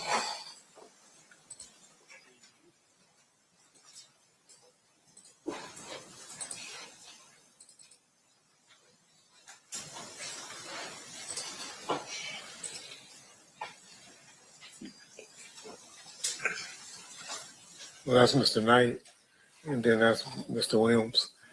Yeah. And then, so you see Mr. Williams, Mr. Knight, Mr. Shakur.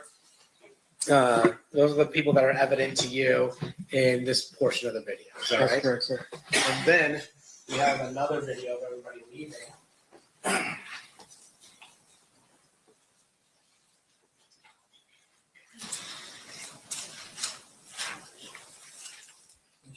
Can you see that? I see it, but That's good. That's it.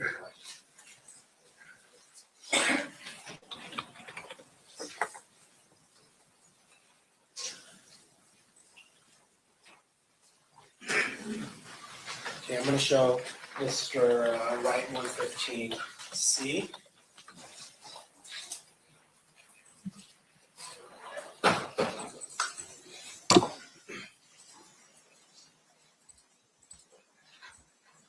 and Mr. Shakur, Mr. Knight, Buntry, Mr. Williams.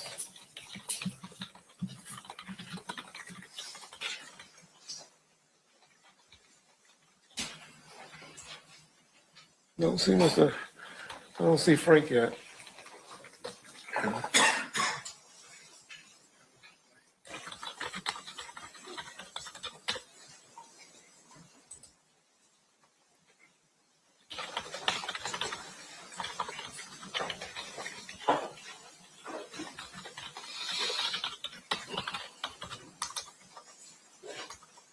Okay, there you go. Mr. Alexander is the one with no sleeves on his shirt. And he's leading the pack now. Did you see Trayvon Lane? I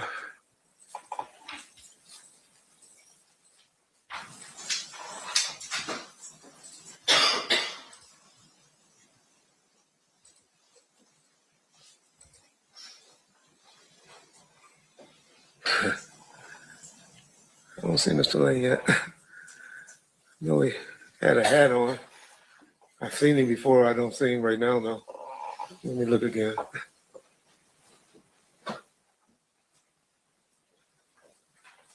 Frank. Mr. Shakur.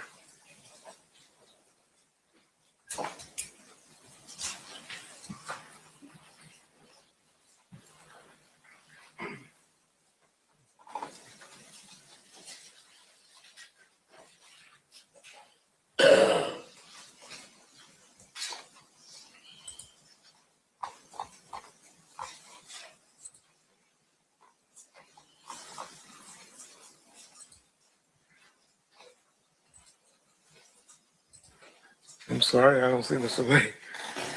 All right. I'm sorry.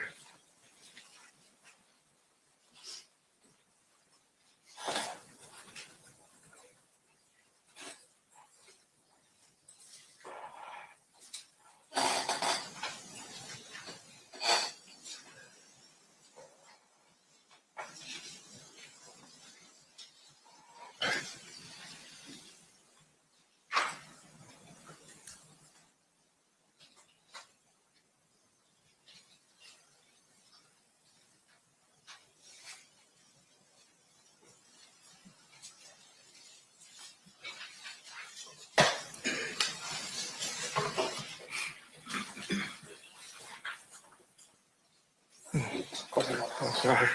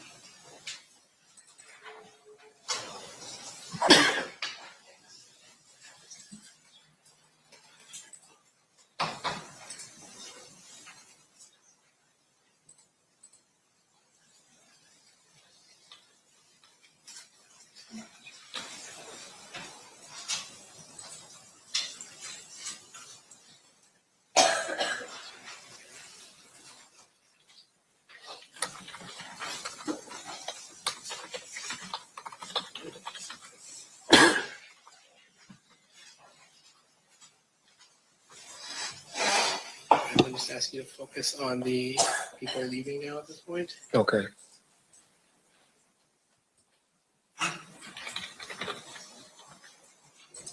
Right there, upper right. Yeah, So you see him. yeah, he has the hat on. Upper right corner is Mr. Lane. So you see him leaving the scene, but you don't actually see him during the.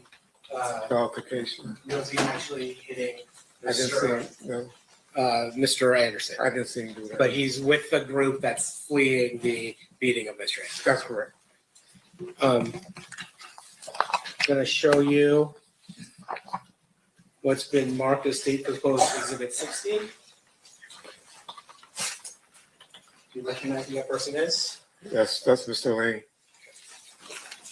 Do you recognize the person in state exhibit 7? Actually, no, I gave you the wrong one. State exhibit 2. Yes, I recognize him.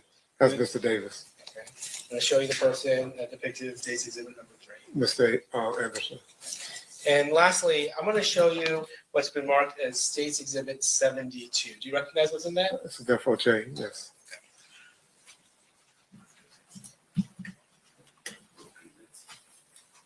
Your Honor, I'm going to move these exhibits into evidence. No objection. So admit. Can you show number 6?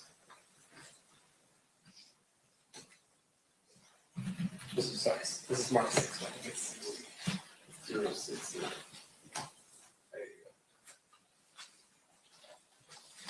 Is that the person you identified as Trayvon Lane? Yes, sir.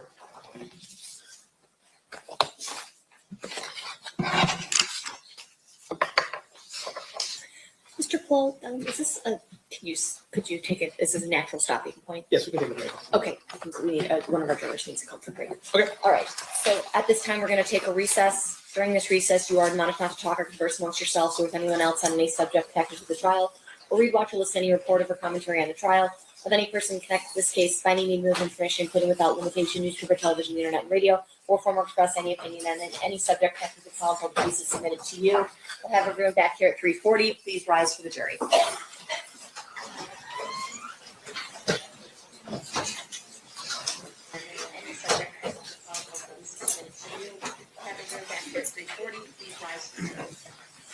So I'm eating crab rangoon. Of course, right when I took it out of the oven. This is the frozen ones at home. I didn't order out. All right, so we're like 14 minutes away. What do I want to do just for a couple minutes while I eat this crab rangoon? 3 minutes. This was the Karen Reed hearing today. There was a civil hearing for Karen Reed. We're checking out the trial channel. You might want to sub up over there to the trial channel. We're going to play it for 3 minutes while I eat my crab rangoon. 3 minute and 11-second hearing today.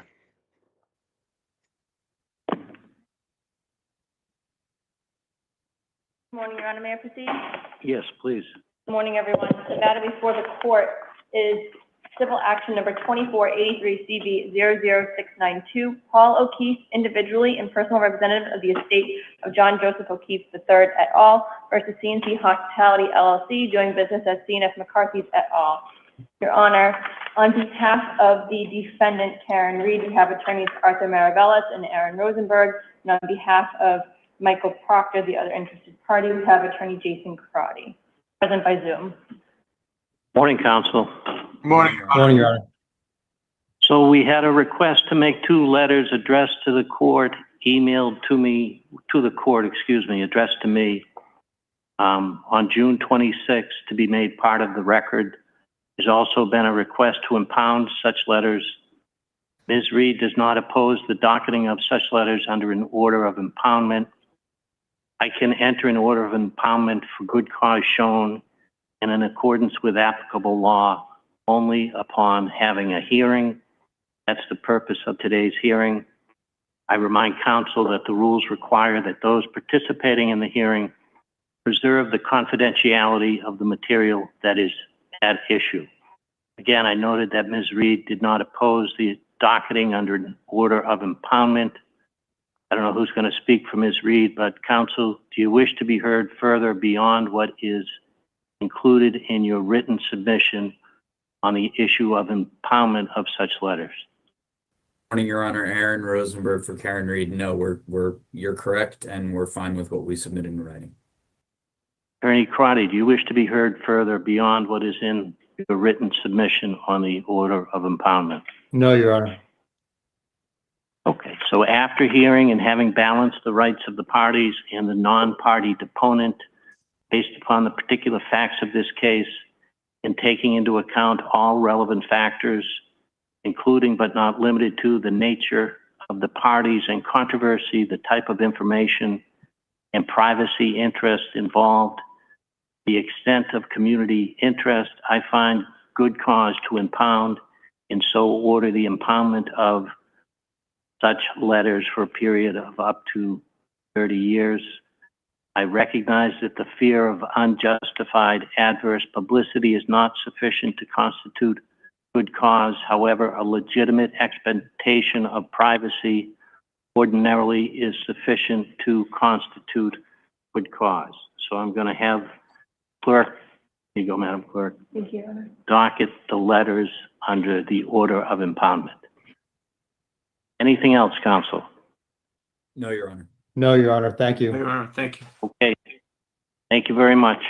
Thank you all. Is that good? Taking a look at Mob James. We got a couple minutes before the Tupac trial resumes today.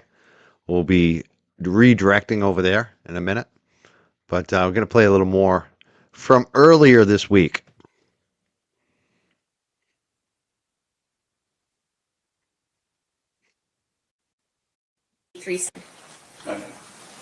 No. Okay, sounds good. Let's bring the jury in. Please rise for the jury, guys.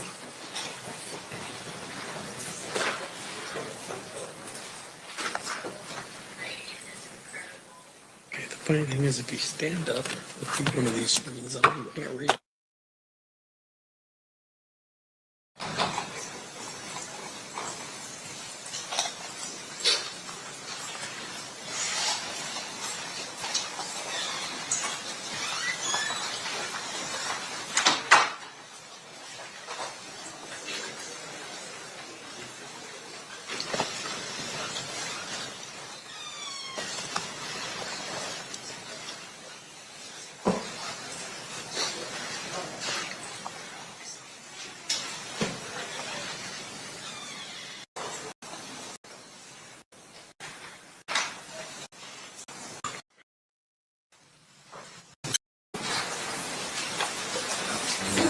All right, welcome back from lunch, ladies and gentlemen. We're still on the state's case in chief.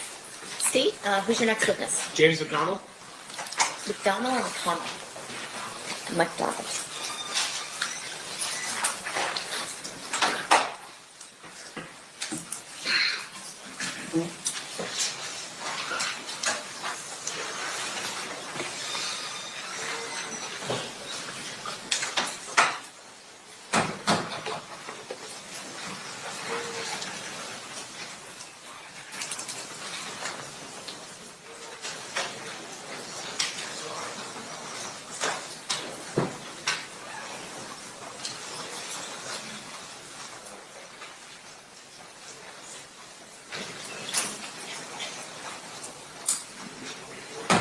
Nothing but the truth, so help you God.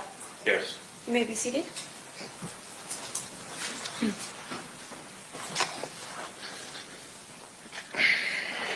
May I please have you state and spell your first and last name for the record?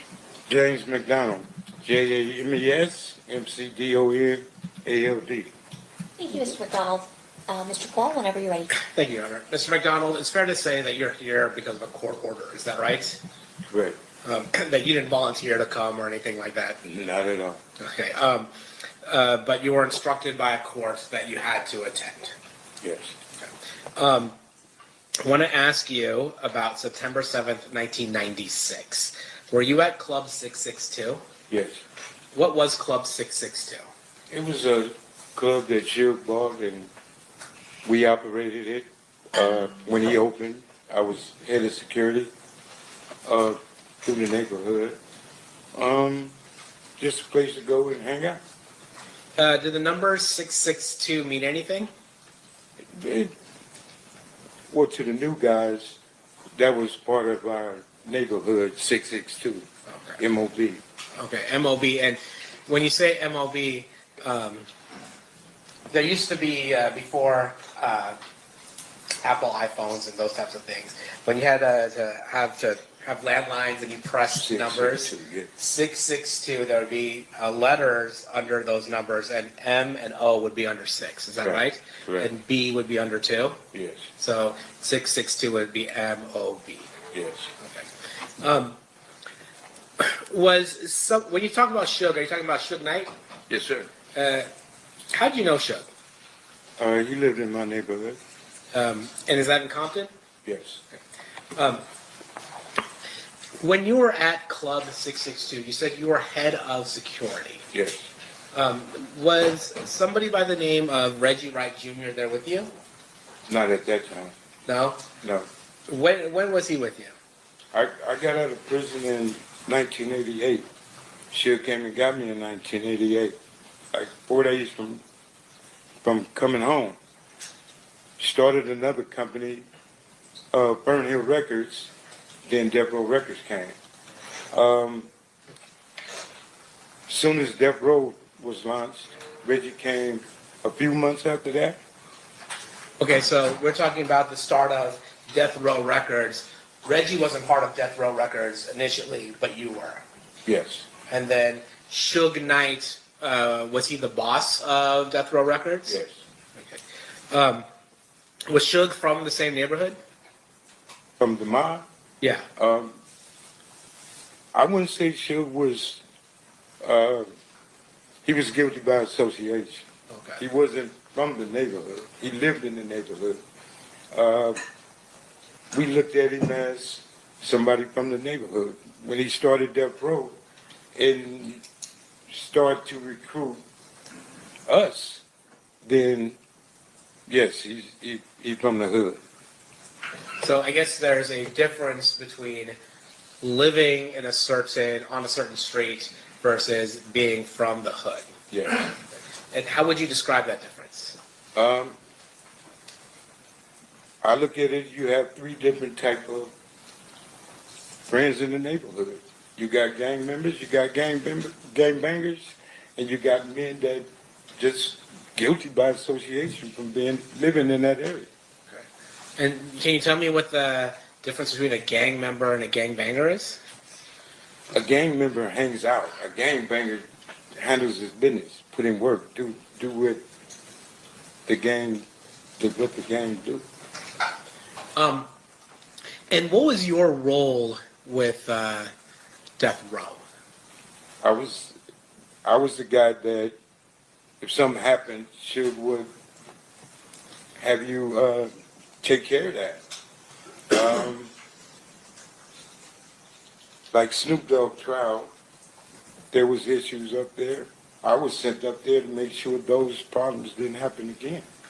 And are those problems, and I'm not asking you to get into specifics, but are those problems meaning issues with other people who might be gangbanging or might be trying to threaten folks? Correct, yes. And you are somebody that Suge relied on to be able to protect his roster of music artists and other things like that. Correct. And after you were asked to help out with Snoop, did Snoop have any other problems? No, we didn't have one issue at court.